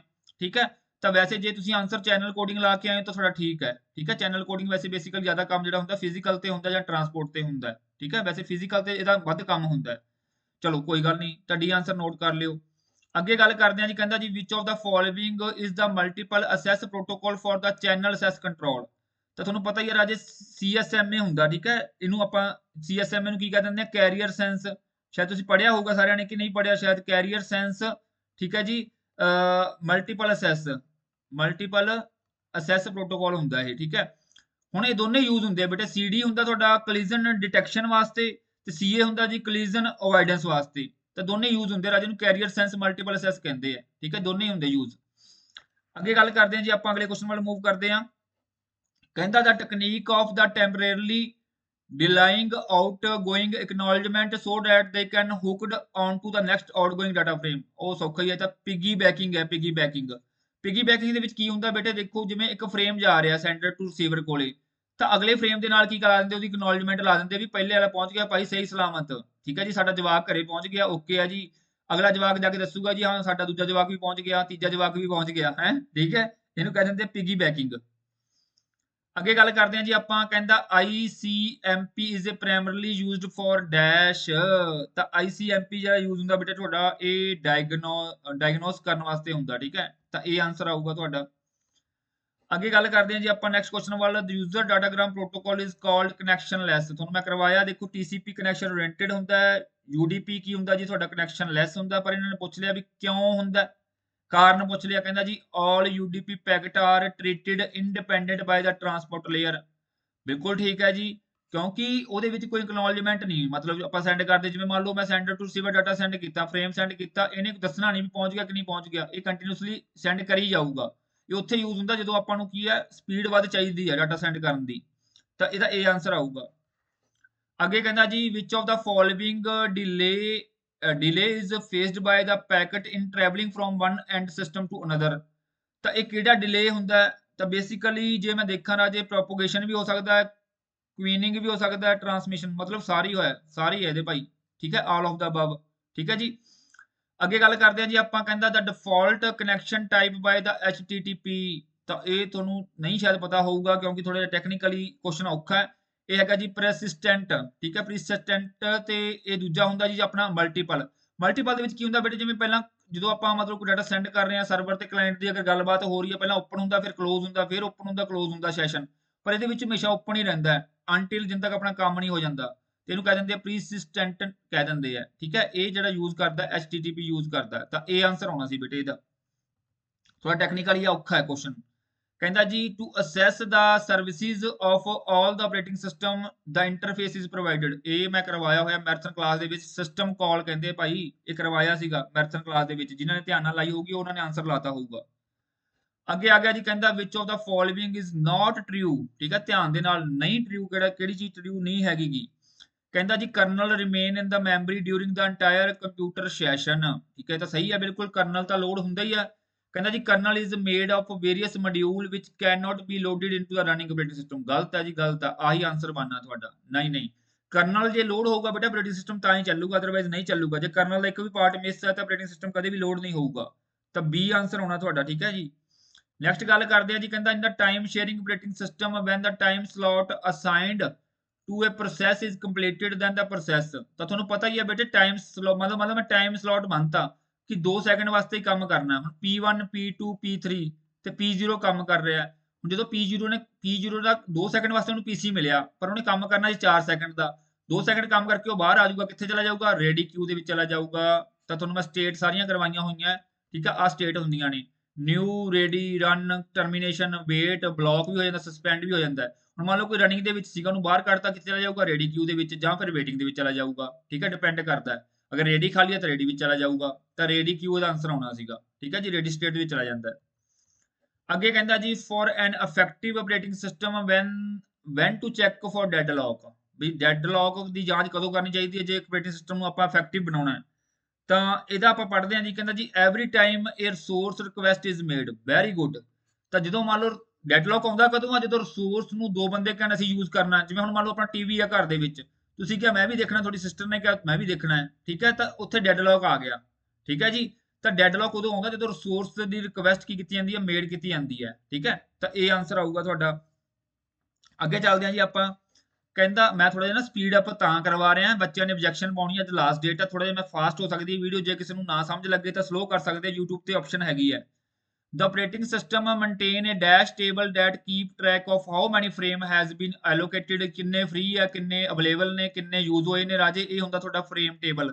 ਠੀਕ ਹੈ ਜੀ, ਫਰੇਮ ਟੇਬਲ ਹੁੰਦਾ। ਦੇਖੋ ਆਹ ਫਰੇਮ ਟੇਬਲ ਹੁੰਦਾ। ਠੀਕ ਹੈ ਜੀ, ਮੇਨ ਮੈਮਰੀ ਦੇ ਵਿੱਚ। ਅੱਗੇ ਗੱਲ ਕਰਦੇ ਹਾਂ ਜੀ ਆਪਾਂ, ਅਗਲਾ ਕੁਐਸਚਨ ਵੱਲ ਮੂਵ ਕਰਦੇ ਹਾਂ। ਕਹਿੰਦਾ ਜੀ on system where there are a multiple operating system. ਤੁਹਾਨੂੰ ਮੈਂ ਕਰਵਾਇਆ ਹੋਇਆ ਵੀ 2 ਆਪਰੇਟਿੰਗ ਸਿਸਟਮ ਤੁਹਾਡੇ, ਜੇ ਮੰਨ ਲਓ ਵਿੰਡੋ 7 ਵੀ ਹੈ, ਵਿੰਡੋ 11 ਵੀ ਹੈ, ਜਾਂ ਵਿੰਡੋ XP ਵੀ ਹੈ, ਵਿੰਡੋ ਵਿਸਟਾ ਵੀ ਹੈ। ਤਾਂ ਇਹ ਕੌਣ ਡਿਸਾਈਡ ਕਰੂਗਾ ਵੀ ਕਿਹੜਾ ਆਪਰੇਟਿੰਗ ਸਿਸਟਮ ਚੱਲੂਗਾ? ਤੇ ਬੂਟਸਟ੍ਰੈਪ ਲੋਡਰ ਕਹਿੰਦਾ ਰਾਜੇ, ਤੁਹਾਨੂੰ ਮੈਂ ਕਰਵਾਇਆ ਵੀ ਹੋਇਆ। ਬੂਟਸਟ੍ਰੈਪ ਲੋਡਰ ਡਿਸਾਈਡ ਕਰੂਗਾ ਵੀ ਕਿਹੜਾ ਆਪਰੇਟਿੰਗ ਸਿਸਟਮ ਚੱਲੂਗਾ। ਠੀਕ ਹੈ ਜੀ, ਤਾਂ ਡੀ ਆਨਸਰ ਆਊਗਾ ਇਹਦਾ। ਠੀਕ ਹੈ, ਡੀ ਆਨਸਰ ਆਊਗਾ। ਮੈਂ ਗਲਤ ਲਾਤਾ, ਸੌਰੀ ਮੈਂ ਗਲਤ, ਬੂਟਸਟ੍ਰੈਪ ਨਹੀਂ, boot loader, sorry boot loader. Bootstrap ਮੇਰੇ ਮੂੰਹ ਚ ਨਿਕਲ ਗਿਆ। ਬੂਟ ਲੋਡਰ ਆਊਗਾ ਰਾਜੇ, ਬੂਟ ਲੋਡਰ ਦੱਸੂਗਾ। ਠੀਕ ਹੈ ਜੀ, 58 ਦਾ ਸੀ ਆ ਰਾਜੇ, ਬੂਟ ਲੋਡਰ। ਠੀਕ ਹੈ ਜੀ, ਬੂਟ ਲੋਡਰ ਦੱਸੂਗਾ ਵੀ ਕਿਹੜਾ ਮਤਲਬ ਕਿ ਆਪਰੇਟਿੰਗ ਸਿਸਟਮ ਲੋਡ ਹੋਊਗਾ। ਜਦੋਂ ਉਹ ਹੋ ਗਿਆ ਤਾਂ ਬੂਟਸਟ੍ਰੈਪ ਉਹਦੇ ਵਿੱਚ ਜਾਊਗਾ। ਠੀਕ ਹੈ ਜੀ, ਬੂਟ ਲੋਡਰ ਆਨਸਰ ਆਊਗਾ।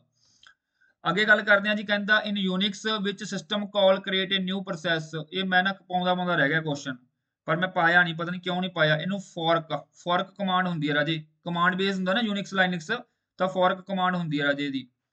ਅੱਗੇ ਗੱਲ ਕਰਦੇ ਹਾਂ ਜੀ ਆਪਾਂ, the interval from the time of submission. ਇਹ ਕਰਵਾਇਆ ਹੋਇਆ 101% ਮੈਰਾਥਨ ਦੇ ਵਿੱਚ ਪਿਆ। ਜਦੋਂ ਕੋਈ ਪ੍ਰੋਸੈਸ ਨੇ ਸਬਮਿਟ ਕੀਤਾ ਤੇ ਕੰਪਲੀਟ ਹੋਣ ਤੱਕ ਜਿਹੜਾ ਟਾਈਮ ਲੱਗਦਾ ਰਾਜੇ ਨੂੰ ਕੀ ਕਹਿੰਦੇ ਆ ਰਾਜੇ? ਇਹ ਤਾਂ ਮੈਂ ਕਰਵਾਇਆ, ਟਰਨ ਅਰਾਊਂਡ ਟਾਈਮ ਕਹਿੰਦੇ ਆ। ਟਰਨ ਅਰਾਊਂਡ ਟਾਈਮ, ਵੀ ਕੋਈ ਚੀਜ਼ ਸਬਮਿਟ ਹੋਣ ਤੋਂ ਲੈ ਕੇ ਕੰਪਲੀਟ ਹੋਣ ਤੱਕ ਜਿੰਨਾ ਉਹਨੂੰ ਟਾਈਮ ਲੱਗਿਆ ਉਹਨੂੰ ਕੀ ਕਹਿੰਦੇ ਆ ਜੀ? Turn around time.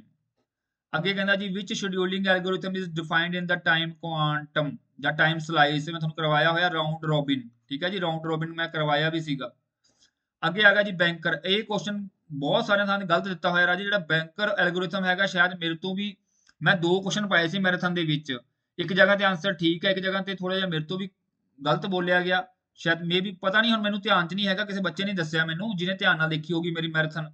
ਤਾਂ ਬੈਂਕਰ ਐਲਗੋਰਿਥਮ ਦਾ ਬੇਸਿਕਲੀ ਅਵੋਇਡੈਂਸ ਵਾਸਤੇ ਹੁੰਦਾ ਬੇਟੇ, ਅਵੋਇਡੈਂਸ ਵਾਸਤੇ ਹੁੰਦਾ, ਇਹ ਪ੍ਰੀਵੈਂਟ ਕਰਨ ਵਾਸਤੇ ਨਹੀਂ ਹੁੰਦਾ। ਹੁਣ ਉਹਨਾਂ ਨੇ ਆਨਸਰ ਲਾਇਆ ਪ੍ਰੀਵੈਂਟ, ਜਿਹੜਾ ਕਿ ਗਲਤ ਹੈ। ਪਰ ਇੱਥੇ ਅਵੋਇਡੈਂਸ ਨਾਮ ਦੀ ਕੋਈ ਚੀਜ਼ ਹੀ ਨਹੀਂ ਹੈਗੀ, ਤਾਂ ਨਨ ਆਫ ਥੀਸ ਆਨਸਰ ਆ ਸਕਦਾ। ਜੇ ਨਨ ਆਫ ਥੀਸ ਨਾ ਹੁੰਦਾ ਫਿਰ ਤੁਸੀਂ ਪ੍ਰੀਵੈਂਟ ਲਾ ਸਕਦੇ ਸੀਗੇ, ਪਰ ਇੱਥੇ ਨਨ ਆਫ ਥੀਸ ਦਾ ਤਾਂ ਇਹਦਾ ਅਵੋਇਡੈਂਸ ਵਾਸਤੇ ਹੁੰਦਾ। ਤਾਂ ਇਹ ਥੋੜਾ ਜਿਹਾ ਕੰਟਰੋਵਰਸੀ ਦੇ ਵਿੱਚ ਆ ਕੁਐਸਚਨ, ਨੋਟ ਕਰ ਲਿਓ 62 ਦਾ।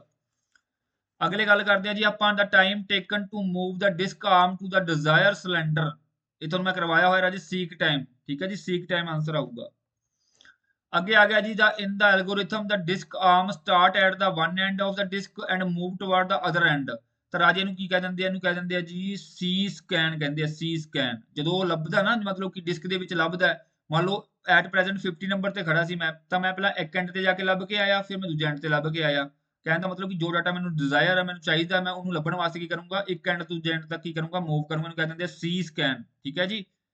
ਓਕੇ, ਨੈਕਸਟ ਚੱਲਦੇ ਹਾਂ ਜੀ ਆਪਾਂ। ਸੀ ਆਂਸਰ ਹੋਣਾ ਬੇਟੇ ਇਹਦਾ। ਅੱਗੇ ਕਹਿੰਦਾ ਜੀ which of the following is not a secondary storage. ਤਾਂ ਮੈਗਨੈਟਿਕ ਡਿਸਕ, ਮੈਗਨੈਟਿਕ ਟੇਪ, ਇਹ ਸਾਰੀਆਂ ਹੁੰਦੀਆਂ। ਰੈਮ ਜਿਹੜੀ ਹੁੰਦੀ ਹੈ ਪ੍ਰਾਇਮਰੀ ਮੈਮਰੀ ਹੁੰਦੀ ਹੈ ਬੇਟੇ। ਇਹ ਕੀ ਹੁੰਦੀ ਹੈ ਜੀ, ਸੈਕੰਡਰੀ ਸਟੋਰੇਜ ਨਹੀਂ ਹੁੰਦੀ, ਪ੍ਰਾਇਮਰੀ ਹੁੰਦੀ ਹੈ, ਮੇਨ ਮੈਮਰੀ ਹੁੰਦੀ ਹੈ। ਅੱਗੇ ਆ ਗਿਆ ਜੀ, ਆਹ ਕੁਐਸਚਨ ਥੋੜਾ ਜਿਹਾ ਟੇਢਾ ਹੈ, ਸ਼ਾਇਦ ਤੁਸੀਂ ਨਾ ਪੜਿਆ ਹੋਵੇ। ਰੇਡ ਲੈਵਲ 1 ਬੇਸਿਕਲੀ ਇਹ ਡਿਸਕ ਦੀ ਕੀ ਕਰਦਾ ਜੀ, ਇਹ ਆਪਾਂ ਮਿਰਰਿੰਗ ਕਰਦਾ ਹੈ, ਮਿਰਰਿੰਗ, ਠੀਕ ਹੈ। ਬੀ ਆਂਸਰ ਆਊਗਾ, ਤੁਹਾਨੂੰ ਮੈਂ ਦਿਖਾ ਵੀ ਦਿੰਦਾ। ਆਏ ਹੁੰਦਾ ਜੀ, ਆ ਦੇਖੋ ਬਲੌਕ ਕਰਦੇ ਆ ਨਾ, ਇਹ ਮਿਰਰਿੰਗ ਕਰਦੇ ਇਹਨੂੰ, ਠੀਕ ਹੈ। ਥੋੜਾ ਜਿਹਾ ਬਹੁਤ ਟੈਕਨੀਕਲੀ ਹੈ, ਹਾਈ ਲੈਵਲ ਦਾ ਕੁਐਸਚਨ ਹੈ ਬਹੁਤ, ਠੀਕ ਹੈ। ਇਹਦੇ ਚ ਵੱਖਰੇ ਵੱਖਰੇ ਲੈਵਲ ਹੁੰਦੇ 0 1, ਠੀਕ ਹੈ। ਤਾਂ ਇਹਦੇ ਵਿੱਚ 1 ਲੈਵਲ ਪੁੱਛਿਆ ਉਹਨਾਂ ਨੇ, ਡਿਸਕ ਮਿਰਰਿੰਗ ਦਾ ਆਂਸਰ ਆ ਜਾਊਗਾ। ਅੱਗੇ ਗੱਲ ਕਰਦੇ ਹਾਂ ਜੀ, ਕਹਿੰਦਾ ਜੀ which of the following command is used to save any transitions permanently in the database. ਇਹ ਕਰਵਾਈ ਹੋਈ ਹੈ ਰਾਜੇ। ਜਦੋਂ ਕਿ ਆਪਾਂ ਕੋਈ ਮਤਲਬ ਚੇਂਜਸ ਕਰਦੇ ਹਾਂ ਤਾਂ ਕਮਿਟ ਕਰਾਂਗੇ, ਕੀ ਕਰੂਗਾ, ਉਹਨੂੰ ਅਸੈਪਟ ਕਰ ਲੂਗਾ, ਰੋਲ ਬੈਕ ਕਰ ਦਾਂਗੇ, ਉਹਨੂੰ ਰਿਜੈਕਟ ਕਰ ਦੂਗਾ। ਇਹ ਮੈਰਾਥਨ ਕਲਾਸ ਦੇ ਵਿੱਚ ਪਿਆ ਕੁਐਸਚਨ ਆਪਣੇ, ਠੀਕ ਹੈ ਜੀ। ਮੈਂ ਤਾਂ ਦੱਸ ਰਿਹਾ, ਬੱਚਿਆਂ ਨੂੰ ਐ ਹੁੰਦਾ ਵੀ ਮੈਰਾਥਨ ਕਲਾਸ ਲਾਉਣ ਦਾ ਕੋਈ ਫਾਇਦਾ ਨਹੀਂ ਹੁੰਦਾ। ਦੇਖੋ ਜਿਨ੍ਹਾਂ ਨੇ ਲਾਈ ਹੋਊਗੀ ਘੱਟੋ ਘੱਟ 12 13 question direct same option same ਪਏ ਆ, ਤੇ 12 13 ਕੁਐਸਚਨ ਨਾਲ ਬਹੁਤ ਫਰਕ ਪੈਣਾ। ਉਹ ਇੰਨੇ ਸੌਖੇ ਕੁਐਸਚਨ ਨਹੀਂ ਸੀਗੇ, ਬਹੁਤ ਹਾਈ ਲੈਵਲ ਦੇ ਕੁਐਸਚਨ ਸੀਗੇ। ਅੱਗੇ ਗੱਲ ਕਰਦੇ ਹਾਂ ਜੀ, ਕਹਿੰਦਾ which of the following statement about the normal form is false. False ਦੱਸਣੀ ਹੈ ਰਾਜੇ, ਠੀਕ ਹੈ। ਕੀ ਕਹਿੰਦਾ ਜੀ, ਆਪਾਂ ਦੇਖ ਲੈਂਦੇ ਹਾਂ। ਕਹਿੰਦਾ ਜੀ BCNF ਇਜ਼ ਸਟ੍ਰਿਕਟ ਦੈਨ 3। ਤਾਂ ਠੀਕ ਹੈ ਜੀ ਰਾਜੇ, 3 ਤੋਂ ਬਾਅਦ ਹੀ BCNF ਆਈ ਸੀਗੀ। ਤਾਂ ਕਹਿਣ ਦਾ ਮਤਲਬ ਕੀ ਹੈ, ਬਿਲਕੁਲ ਠੀਕ ਹੈ, ਠੀਕ ਹੈ। ਇਹਨੇ ਪੁੱਛਿਆ ਕੀ ਹੈ, ਕਹਿੰਦਾ ਜੀ which of the following statement is statement about normal form is false. ਗਲਤ ਪੁੱਛੀ ਹੈ, ਤਾਂ ਠੀਕ ਹੈ ਬਿਲਕੁਲ ਇਹ ਤਾਂ। ਅੱਗੇ ਗੱਲ ਕਰਦੇ ਹਾਂ, ਕਹਿੰਦਾ ਜੀ lossless dependency and preserving decompositions into the 3NF is always possible. ਇਹ ਵੀ ਠੀਕ ਹੈ ਜੀ। ਕਹਿੰਦਾ ਜੀ lossless dependency preserving decompositions in the BCNF is always possible, ठीक है, is always possible, ठीक है। ਨਹੀਂ ਨਹੀਂ ਨਹੀਂ, ਇਹ ਗਲਤ ਹੈ, ਠੀਕ ਹੈ। ਤੇ ਇਹੀ ਆਨਸਰ ਬਣਨਾ ਤੁਹਾਡਾ, ਇਹੀ ਆਨਸਰ ਬਣਨਾ। ਇਹਨਾਂ ਨੇ ਫਾਲਸ ਪੁੱਛਿਆ ਸੀਗਾ, ਤਾਂ ਇਹੀ ਆਨਸਰ ਬਣਨਾ ਰਾਜੇ ਸੀ, ਠੀਕ ਹੈ। ਜਿਨ੍ਹਾਂ ਨੇ ਧਿਆਨ ਨਾਲ ਪੜ੍ਹੀ ਹੋਊਗੀ ਇਹਨਾਂ ਆਪਣੀਆਂ ਨਾਰਮਲ ਫਾਰਮ, ਉਹਨਾਂ ਨੂੰ ਪਤਾ ਹੋਊਗਾ, ਠੀਕ ਹੈ ਜੀ। ਤਾਂ ਇਹ ਸੀ ਆਨਸਰ ਬਣੂਗਾ। ਅੱਗੇ ਕਹਿੰਦਾ ਜੀ what address identify a process on the host. ਬੇਟਾ ਹੋਸਟ ਦਾ ਮਤਲਬ ਹੁੰਦਾ ਜਦੋਂ ਆਪਾਂ ਆਨਲਾਈਨ ਕੋਈ ਵੀ ਨੋਡ ਨੋਡ ਵਗੈਰਾ ਯੂਜ਼ ਕਰਦੇ ਆ, ਕੰਪਿਊਟਰ ਯੂਜ਼ ਕਰਦੇ ਆ, ਤਾਂ ਇਹ ਪੋਰਟ ਐਡਰੈਸ ਹੁੰਦਾ ਤੁਹਾਡਾ। ਹਮੇਸ਼ਾ ਪੋਰਟ ਐਡਰੈਸ ਤੋਂ ਪਤਾ ਲੱਗਦਾ ਹੈ। ਅੱਗੇ ਗੱਲ ਕਰਦੇ ਆ ਜੀ ਆਪਾਂ, ਡਿਕ੍ਰਿਪਸ਼ਨ ਤੇ ਇਨਕ੍ਰਿਪਸ਼ਨ ਕਿਹੜੀ ਪਰਤ ਕਰਦੀ ਆ ਬੇਟੇ, ਡਾਟਾ ਨੂੰ ਇਨਕ੍ਰਿਪਟ ਕਰਨਾ। ਕਿਉਂਕਿ ਇਨਕ੍ਰਿਪਟ ਹੋ ਕੇ ਡਾਟਾ ਜਾਂਦਾ ਨਾ, ਰਾਸਤੇ ਵਿੱਚ ਕੋਈ ਦੇਖ ਨਾ ਸਕੇ। ਤਾਂ ਇੱਕ ਸਭ ਤੋਂ ਦੇਖੋ ਕਿਹੜੀ ਲੇਅਰ ਕਰੂਗੀ, ਇਹ ਤੁਹਾਡੀ ਪ੍ਰੈਜੈਂਟੇਸ਼ਨ ਲੇਅਰ ਕਰੂਗੀ, ਠੀਕ ਹੈ, ਜਿਹਨੇ ਪ੍ਰੈਜ਼ੈਂਟ ਕਰਨਾ ਡਾਟਾ। ਤਾਂ 70 ਦਾ ਕੀ ਆ ਜਾਊਗਾ, ਡੀ ਆਂਸਰ ਆ ਜਾਊਗਾ। ਅੱਗੇ ਗੱਲ ਕਰਦੇ ਆ ਜੀ, ਕਹਿੰਦਾ how many bits are needed to store BCD। ਰਾਜੇ BCD ਬਾਈਨਰੀ ਕੋਡਡ ਡੈਸੀਮਲ ਦੇ ਵਿੱਚ 4 ਬਿਟ ਯੂਜ਼ ਹੁੰਦੀਆਂ ਨੇ। ਕਿਸੇ ਜੇ ਮੰਨ ਲਓ ਮੈਂ 0 ਨੂੰ ਵੀ ਰਿਪਰੈਜ਼ੈਂਟ ਕਰਨਾ, ਮੈਂ ਕੀ ਕਰੂੰਗਾ 1 2 3 4, 1 ਨੂੰ ਕਰਨਾ 0 0 1, ਇਸ ਤਰ੍ਹਾਂ ਕਰਦਾ ਮੈਂ। ਤਾਂ 4 ਬਿਟ ਹੁੰਦੀਆਂ ਨੇ, ਦੇਖੋ 4 ਬਿਟ ਦਾ ਹੁੰਦਾ ਰਾਜੇ, ਠੀਕ ਹੈ ਜੀ। ਇਹ 4 ਬਿਟ ਦਾ ਹੁੰਦਾ। ਤਾਂ 4 ਮਤਲਬ ਬੀ ਆਂਸਰ ਆਉਣਾ ਸੀ ਇਹਦਾ। ਅੱਗੇ ਗੱਲ ਕਰਦੇ ਹਾਂ ਜੀ ਆਪਾਂ, ਕਹਿੰਦਾ ਜੀ which of this is logic gate are known as universal gate. ਵੈਸੇ ਮੈਂ ਮੈਰਾਥਨ ਚ ਨਹੀਂ ਕਰਵਾਇਆ, ਪਰ ਆਪਣੇ YouTube ਤੇ ਕਰਵਾਇਆ ਹੋਇਆ।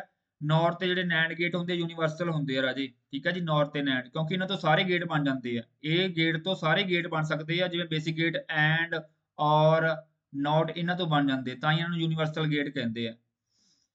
ਅੱਗੇ ਗੱਲ ਕਰਦੇ ਆ ਜੀ, ਕਹਿੰਦਾ in the toggle mode JK flip flop. ਬੇਟੇ ਫਲਿਪ ਫਲॉप ਧਿਆਨ ਨਾਲ ਤੁਸੀਂ ਪਤਾ ਨਹੀਂ ਪੜ੍ਹੇ ਕਿ ਨਹੀਂ ਪੜ੍ਹੇ, ਇਲੈਕਟ੍ਰੋਨਿਕ ਸਰਕਟ ਹੈ ਇਹ, ਡਿਜੀਟਲ ਇਲੈਕਟ੍ਰੋਨਿਕ ਦੇ ਵਿੱਚ ਆਉਂਦਾ, ਜਿਹਦੇ ਵਿੱਚ ਨਾ J ਤੇ K ਦੀ ਵੈਲਿਊ 1 ਹੋਊਗੀ ਤਾਂ ਟੌਗਲ ਮੋਡ ਦੇ ਵਿੱਚ ਹੁੰਦੇ ਆ। ਦੇਖੋ ਟੌਗਲ ਮੋਡ ਦੇ ਵਿੱਚ ਹੁੰਦਾ ਫਲਿਪ ਫਲॉप, ਜੇ J ਤੇ K ਦੀ ਵੈਲਿਊ ਕੀ ਹੋ ਜਾਊਗੀ, 1 1 ਹੋ ਜਾਊਗੀ, ਇਹਨੂੰ ਟੌਗਲ ਮੋਡ ਬੋਲਦੇ ਆ। ਅੱਗੇ ਗੱਲ ਕਰਦੇ ਆ ਜੀ, ਆ ਤਾਂ ਬਹੁਤ ਸੌਖਾ, ਟੂਸ ਕੰਪਲੀਮੈਂਟ। ਇਹ ਵੀ ਆਪਣੇ ਕਰਵਾਇਆ ਹੋਇਆ, ਆਪਣੇ ਉਹਦੇ ਵਿੱਚ ਮੈਰਾਥਨ ਚ ਤਾਂ ਨਹੀਂ ਕਰਵਾਇਆ, ਚੈਨਲ ਤੇ ਕਰਵਾਇਆ ਹੋਇਆ। ਦੇਖੋ ਇਹਦਾ ਕੱਢਣਾ ਟੂਸ ਕੰਪਲੀਮੈਂਟ 1 0 1 1 0 1 1। ਤਾਂ ਇਹ ਕੱਢਣ ਦਾ ਤਰੀਕਾ ਕੀ ਹੁੰਦਾ, ਪਹਿਲਾਂ 1s ਕੰਪਲੀਮੈਂਟ ਕੱਢ ਲਓ। 1s ਕੰਪਲੀਮੈਂਟ ਕੀ ਹੁੰਦਾ, 1 ਦਾ 0 ਕਰ ਦਿਓ, 0 ਦਾ 1 ਕਰ ਦਿਓ, ਬਸ ਸੌਖਾ ਜਿਹਾ ਕੰਮ ਹੈ। ਜਿੱਥੇ 1 1 ਉੱਥੇ 0। ਹੁਣ 2s ਕੰਪਲੀਮੈਂਟ ਕੱਢਣਾ ਰਾਜੇ, ਨੈਗੇਟਿਵ ਨੰਬਰ ਸਟੋਰ ਕਰਨ ਵਾਸਤੇ ਹਮੇਸ਼ਾ 2s ਕੰਪਲੀਮੈਂਟ ਕੱਢਦੇ ਆ, ਠੀਕ ਹੈ। ਕੰਪਿਊਟਰ ਕਰਦਾ ਹੈ ਆਪਦੇ ਲੈਵਲ ਤੇ ਕੰਮ। ਤਾਂ 2s ਕੰਪਲੀਮੈਂਟ ਕਰਨ ਵਾਸਤੇ ਲਾਸਟ ਵਾਲੇ ਨੰਬਰ ਦੇ ਵਿੱਚ 1 ਪਲੱਸ ਕਰ ਦਿਓ, ਬਸ। ਇਹਦੇ ਚ 0 + 1 ਕਿੰਨਾ ਹੋ ਗਿਆ, 1 ਹੋ ਗਿਆ। ਇਹ 0 ਹੀ ਆ, ਇਹ 1 ਹੈ, 0 0 1 0। ਤਾਂ ਦੇਖ ਲਓ ਕਿਹੜਾ ਆਂਸਰ ਹੈ, 0 100 101, 0 100 101। ਤਾਂ ਡੀ ਆਂਸਰ ਹੈ, ਠੀਕ ਹੈ, ਡੀ ਆਂਸਰ ਬਣੂਗਾ। ਕਹਿੰਦਾ ਜੀ digital circuit that can store only 1 bit, ਜਿਹੜਾ 1 ਬਿਟ ਸਟੋਰ ਕਰਦਾ ਹੈ, ਠੀਕ ਹੈ ਜੀ। ਫਲਿਪ ਫਲॉप ਵੀ ਕਰਦਾ ਤੁਹਾਡਾ ਭਾਈ 1 ਬਿਟ, ਠੀਕ ਹੈ ਜੀ, ਕਿਉਂਕਿ ਗੇਟ ਤਾਂ ਦੋ ਕਰਦੇ ਆ ਨਾ। ਨੈਕਸਟ ਗੱਲ ਕਰਦੇ ਹਾਂ ਜੀ ਆਪਾਂ ਡੀ ਮੋਰਗਨ ਥਿਓਰਮ। ਇਹ ਵੀ ਬਹੁਤ ਸੌਖਾ ਕੁਐਸਚਨ ਹੈ। ਡੀ ਮੋਰਗਨ ਥਿਓਰਮ ਕਿਹੜੀ ਹੁੰਦੀ ਹੈ ਰਾਜੇ? ਆਹ ਵਾਲੀ ਹੁੰਦੀ ਹੈ, ਜਿਹੜੀ ਕੀ ਕਰਦੀ ਹੈ, ਜਿਵੇਂ ਦੇਖੋ a ਤੇ b ਦਾ ਕੰਪਲੀਮੈਂਟ ਨੂੰ ਅਗਰ ਆਪਾਂ ਤੋੜਨਾ ਹੋਵੇ ਤਾਂ ਕੀ ਕਰਾਂਗੇ? a compliment plus b compliment, ਤਾਂ ਇਹਦਾ b ਆਂਸਰ ਬਣੂਗਾ। ਡੀ ਮੋਰਗਨ ਥਿਓਰਮ ਬਹੁਤ ਸੌਖਾ ਹੈ, ਬੂਲੀਅਨ ਅਲਜਬਰਾ ਦੀ ਇਹ ਬੇਸਿਕ ਮਤਲਬ ਕੀ ਥਿਓਰਮ ਹੈ। ਮਿਨ ਟਰਮ ਆਫ 4 ਵੇਰੀਏਬਲ, ਇਹ ਵੀ ਬਹੁਤ ਸੌਖਾ ਹੈ। ਮਿਨ ਟਰਮ ਆਪਾਂ ਨਾ ਕੇ ਮੈਪ ਦੇ ਵਿੱਚ ਕੱਢਦੇ ਆ, ਠੀਕ ਹੈ ਜੀ। ਕੇ ਮੈਪ ਦੇ ਵਿੱਚ ਮਿਨ ਟਰਮ ਕੱਢਣੀ ਸਿਖਾਈ ਹੋਈ ਆ। ਦੇਖੋ ਤੁਹਾਨੂੰ ਮੈਂ ਦੱਸ ਦਿੰਦਾ ਥੋੜਾ ਜਿਹਾ। ਹੁਣ ਮੰਨ ਲਓ ਜਿਵੇਂ 4 ਵੇਰੀਏਬਲ ਹੈ, ਤਾਂ 4 ਦੇ ਕਿੰਨੇ ਬਣਨਗੇ? 16 ਬਣਨਗੇ। ਦੇਖੋ ਜਾਂ ਤਾਂ ਦੇਖੋ ਕੰਬੀਨੇਸ਼ਨ ਕੀ ਬਣੂਗਾ, ਤਾਂ ਜਾਂ ਤਾਂ ਸਾਰੇ ਚਾਰੇ 0 ਹੋਣਗੇ, ਜਾਂ ਕੀ ਹੋਣਗੇ 2 0, 3 0 1 1 ਹੋਏਗਾ, ਜਾਂ ਫਿਰ ਕੀ ਹੈ 2 0 2 1 ਹੋਣਗੇ, ਜਾਂ 2 0 ਲਾਸਟ ਵਾਲਾ 1 0 ਹੋਏਗਾ। ਤਾਂ ਇਦਾਂ ਕਰਦੇ ਕਰਦੇ 4 4 8 4 12 4 16 ਕੰਬੀਨੇਸ਼ਨ ਬਣਨਗੇ। ਕੇ ਮੈਪ ਆ ਰਾਜੇ, ਇਹ ਕੇ ਮੈਪ। ਤਾਂ ਕੇ ਮੈਪ ਤਾਂ ਬੇਸਿਕਲੀ ਹੁੰਦਾ ਬੂਲੀਅਨ ਅਲਜਬਰਾ ਦੇ ਵਿੱਚ। ਤਾਂ ਇਹਦਾ ਆਂਸਰ ਆਉਣਾ ਸੀਗਾ 16। ਅੱਗੇ ਕਹਿੰਦਾ ਜੀ ਦਾ ਲਾਰਜੈਸਟ ਡਿਜਿਟ ਇਨ ਦਾ ਹੈਕਸਾਡੈਸੀਮਲ। ਤੁਹਾਨੂੰ ਪਤਾ ਹੀ ਆ ਬੇਟੇ ਹੈਕਸਾਡੈਸੀਮਲ ਦੇ ਵਿੱਚ ਕੀ ਹੁੰਦਾ, 0 ਤੋਂ ਲੈ ਕੇ 9 ਤੱਕ ਨੰਬਰ ਹੀ ਹੁੰਦੇ ਆ। 10 ਨੂੰ ਆਪਾਂ ਕਿਹਦੇ ਨਾਲ ਰਿਪਰੈਜ਼ੈਂਟ ਕਰਦੇ ਆ? A ਨਾਲ। 11 ਨੂੰ ਕਿਹਦੇ ਨਾਲ ਕਰਦੇ ਆ? B ਨਾਲ। 12 ਨੂੰ C ਨਾਲ। 13 ਨੂੰ D ਨਾਲ। 14 ਨੂੰ ਕੀ ਕਰਦੇ ਆ? E ਨਾਲ। ਤੇ 15 ਨੂੰ ਕੀ ਕਰਦੇ ਆ? F ਨਾਲ। ਤਾਂ 0 ਤੋਂ ਲੈ ਕੇ F ਤੱਕ ਕਿੰਨਾ ਬਣ ਗਿਆ? 16। ਤਾਂ ਸਭ ਤੋਂ ਵੱਡਾ ਕਿਹੜਾ? ਦੇਖੋ ਆ ਹੈ, ਕਿਉਂਕਿ ਇਹ ਵੀ 15 ਇਹ ਵੀ 15, ਤਾਂ ਸਭ ਤੋਂ ਵੱਡਾ ਕਿਹੜਾ ਬਣ ਗਿਆ? C ਵਾਲਾ ਬਣ ਗਿਆ, ਠੀਕ ਹੈ, ਸੌਖਾ ਹੀ ਹੈ। ਆ ਦੇਖੋ ਆ ਸਾਰਾ ਨੰਬਰ ਸਿਸਟਮ ਹੁੰਦਾ 0 ਤੋਂ ਲੈ ਕੇ 15 ਤੱਕ ਹੈਕਸਾਡੈਸੀਮਲ। ਅੱਗੇ ਗੱਲ ਕਰਦੇ ਹਾਂ ਜੀ, ਅਗਲਾ question the primary implicant which has at least one element that is not present in the any other implicant, ਠੀਕ ਹੈ। ਇਹ ਥੋੜਾ ਜਿਹਾ ਔਖਾ ਆ ਗਿਆ। ਇੰਪਲੀਕੈਂਟ ਦੇ ਵਿੱਚ ਕੀ ਹੈ? ਇਹ ਆਪਾਂ ਕੇ ਮੈਪ ਦੇ ਵਿੱਚ ਯੂਜ਼ ਕਰਦੇ ਹਾਂ ਰਾਜੇ। ਤੁਹਾਨੂੰ ਮਿਨ ਟਰਮ ਤੇ ਮੈਕਸ ਟਰਮ ਦੇ ਵਿੱਚ ਕਦੇ ਤੁਸੀਂ ਸ਼ਾਇਦ ਸੁਣਿਆ ਹੋਵੇ, ਪਤਾ ਨਹੀਂ ਸੁਣਿਆ ਕਿ ਨਹੀਂ ਸੁਣਿਆ। ਇਹ ਹੁੰਦਾ ਐਸੈਂਸ਼ੀਅਲ ਪ੍ਰਾਈਮ ਇੰਪਲੀਕੈਂਟ ਹੁੰਦਾ, ਠੀਕ ਹੈ। ਆ ਦੇਖੋ ਤੁਹਾਨੂੰ ਮੈਂ ਦੱਸ ਦਿੰਦਾ ਪ੍ਰਾਈਮ ਇੰਪਲੀਕੈਂਟ ਕੀ ਹੁੰਦਾ। ਕਹਿੰਦਾ ਜੀ group of the square or rectangles made up of a bunch of the adjacent min term. ਦੇਖੋ ਜਿਹੜੇ ਨੇਬਰਹੁੱਡ ਹੁੰਦੇ ਨਾ ਆਪਣੇ, ਦੇਖੋ ਜਿਵੇਂ ਸੇਮ ਹੁੰਦੇ, ਆਪਾਂ ਉਹਨਾਂ ਦਾ ਇੱਕ ਗਰੁੱਪ ਬਣਾ ਲੈਂਦੇ ਹਾਂ। ਜਿਵੇਂ ਆਹ ਬਣ ਗਿਆ, ਆਹ ਬਣ ਗਿਆ, ਆਹ ਬਣ ਗਿਆ, ਆਪਾਂ ਬਣਾਉਣੇ ਨਾ ਇੰਪਲੀਕੈਂਟ ਬਣਾਉਣੇ ਹੁੰਦੇ ਆ, ਤੇ ਪ੍ਰਾਈਮ ਇੰਪਲੀਕੈਂਟ ਹੋ ਗਿਆ। ਐਸੈਂਸ਼ੀਅਲ ਦੇ ਵਿੱਚ ਕੀ ਹੋਊਗਾ ਰਾਜੇ? ਐਸੈਂਸ਼ੀਅਲ ਦੇ ਵਿੱਚ ਕਹਿੰਦਾ ਜਾਂ these are the ਦੋ ਸਬ ਗਰੁੱਪ ਜਾਂ ਸਬ cubes that cover at least one min term, ਜਿਹਦੇ ਵਿੱਚ ਘੱਟੋ ਘੱਟ ਇੱਕ ਮਿਨ ਟਰਮ ਹੋਣੀ ਚਾਹੀਦੀ ਹੈ, ਉਹਨੂੰ ਕਹਿ ਦਿੰਦੇ ਆ ਜੀ ਐਸੈਂਸ਼ੀਅਲ ਪ੍ਰਾਈਮ ਇੰਪਲੀਕੈਂਟ, ਠੀਕ ਹੈ। ਕਰਿਆ ਹੋਊਗਾ ਸ਼ਾਇਦ, ਕਈਆਂ ਨੇ ਨਹੀਂ ਕੀਤਾ ਹੋਊਗਾ। ਤਾਂ ਇਹ ਆਇਆ ਹੋਇਆ ਕੁਐਸਚਨ ਤੁਹਾਡਾ। ਇਹਦਾ ਆਂਸਰ ਮੈਂ ਦੱਸਦਾ ਰਾਜੇ, ਇਹਦਾ ਆਂਸਰ ਬਣਨਾ A। ਅੱਗੇ ਗੱਲ ਕਰਦੇ ਹਾਂ ਜੀ, ਕਹਿੰਦਾ which of the following is not a application of the stack data structure। ਬੇਟੇ ਸਟੈਕ ਦੇ ਵਿੱਚ ਆਪਾਂ ਸਟ੍ਰਿੰਗ ਰਿਵਰਸ ਵੀ ਕਰ ਸਕਦੇ ਹਾਂ, ਰਿਕਰਸ਼ਨ ਵੀ ਕਰ ਸਕਦੇ ਹਾਂ, ਬੈਕ ਟਰੈਕਿੰਗ ਵੀ ਕਰ ਸਕਦੇ ਹਾਂ, ਲੇਕਿਨ ਐਸਿੰਕਰੋਨਸ ਡਾਟਾ ਟ੍ਰਾਂਸਫਰ ਨਹੀਂ ਕਰ ਸਕਦੇ। ਕੋਈ ਤਾਂ ਨੈਟਵਰਕ ਦੇ ਵਿੱਚ ਹੁੰਦਾ ਸਿੰਕਰੋਨਸ ਤੇ ਐਸਿੰਕਰੋਨਸ। ਕਹਿੰਦਾ ਜੀ which data structure is required to convert the infix to prefix। ਬੇਟਾ ਜਿੰਨੀਆਂ ਵੀ ਨੋਟੇਸ਼ਨ ਹੁੰਦੀਆਂ, ਇਨਫਿਕਸ ਹੁੰਦੀ ਜਿਵੇਂ x plus y ਸੈਂਟਰ ਦੇ ਵਿੱਚ ਹੁੰਦਾ, ਪ੍ਰੀਫਿਕਸ ਹੁੰਦੀ ਜਿਵੇਂ x y, ਪੋਸਟਫਿਕਸ ਹੁੰਦੀ ਜਿਹਦੇ ਪਿੱਛੇ। ਇਹਨੂੰ ਕਨਵਰਟ ਕਰਨਾ ਹੋਵੇ ਕਿਸੇ ਦੇ ਵਿੱਚ, ਇਹਨੂੰ ਹਮੇਸ਼ਾ ਸਟੈਕ ਦੀ ਜ਼ਰੂਰਤ ਪੈਂਦੀ ਹੈ। ਕਿਹਦੀ ਜ਼ਰੂਰਤ ਪੈਂਦੀ ਹੈ ਰਾਜੇ? ਹਮੇਸ਼ਾ ਸਟੈਕ ਦੀ ਜ਼ਰੂਰਤ ਪੈਂਦੀ ਹੈ। ਸਟੈਕ ਦੇ ਵਿੱਚ ਹੀ ਕਰਦੇ ਹਾਂ ਆਪਾਂ। ਅੱਗੇ ਗੱਲ ਕਰਦੇ ਹਾਂ ਜੀ, ਇਹ ਕਨਵਰਜ਼ਨ ਆ ਗਈ, ਬਹੁਤ ਸੌਖੀ ਹੈ। ਕਨਵਰਜ਼ਨ ਕਰਨੀ ਕੀ ਹੈ? ਕਹਿੰਦਾ ਜੀ ਇਨਫਿਕਸ ਟੂ ਪ੍ਰੀਫਿਕਸ, ਜਿਵੇਂ a plus b star c, ਪਿੱਛੋਂ ਸ਼ੁਰੂ ਕਰਦੇ ਹੁੰਦੇ ਰਾਜੇ। ਜਿਵੇਂ ਹੁਣ ਇਨਫਿਕਸ ਆਪਾਂ ਪ੍ਰੀਫਿਕਸ ਕਰਨੀ ਆ, ਪ੍ਰੀਫਿਕਸ ਦਾ ਮਤਲਬ ਕੀ ਅੱਗੇ ਆ ਗਿਆ। ਹੁਣ ਜਿਹੜਾ a ਵਾਲਾ a ਆ, a ਇੱਥੇ ਆ ਜਾਊਗਾ, ਤੇ ਜਿਹੜਾ ਪਲੱਸ ਹੈਗਾ ਉਹ ਅੱਗੇ ਆ ਜਾਊਗਾ। ਤਾਂ ਆਂਸਰ ਬਣ ਜਾਊਗਾ ਪਲੱਸ a ਤੇ ਸਟਾਰ bc। ਤਾਂ ਡੀ ਆਂਸਰ ਬਣ ਜਾਊਗਾ। ਬਹੁਤ ਸੌਖਾ ਕੁਐਸਚਨ, ਬਹੁਤ ਸੌਖਾ, ਠੀਕ ਹੈ ਜੀ, ਡੀ ਆਂਸਰ ਇਹਦਾ। ਅੱਗੇ ਆ ਗਿਆ ਜੀ, ਕਹਿੰਦਾ if the element 1 2 3 and 4 are added in the stack. ਤਾਂ ਰਾਜੇ ਤੁਹਾਨੂੰ ਪਤਾ ਹੀ ਹੈ ਸਟੈਕ ਦਾ ਇੱਕ ਹੀ ਐਂਡ ਹੁੰਦਾ ਹੈ। ਸਪੋਜ਼ ਜਿਵੇਂ ਮੈਂ ਆ ਸਟੈਕ ਲੈ ਲਿਆ, ਸਟੈਕ ਦਾ ਇੱਕ ਹੀ ਐਂਡ ਹੁੰਦਾ, ਉਹਨੂੰ ਕਹਿੰਦੇ ਨੇ ਟੌਪ ਐਂਡ। ਤੇ ਇੱਥੇ ਆਪਾਂ ਕੀ ਕਰਨਾ ਹੁੰਦਾ? ਪੁਸ਼ ਕਰਨਾ ਹੁੰਦਾ, ਮਤਲਬ ਐਡ ਕਰਨਾ ਹੁੰਦਾ। ਇੱਥੇ ਪੌਪ ਕਰਨਾ ਹੁੰਦਾ, ਮਤਲਬ ਬਾਹਰ ਕੱਢਣਾ ਹੁੰਦਾ।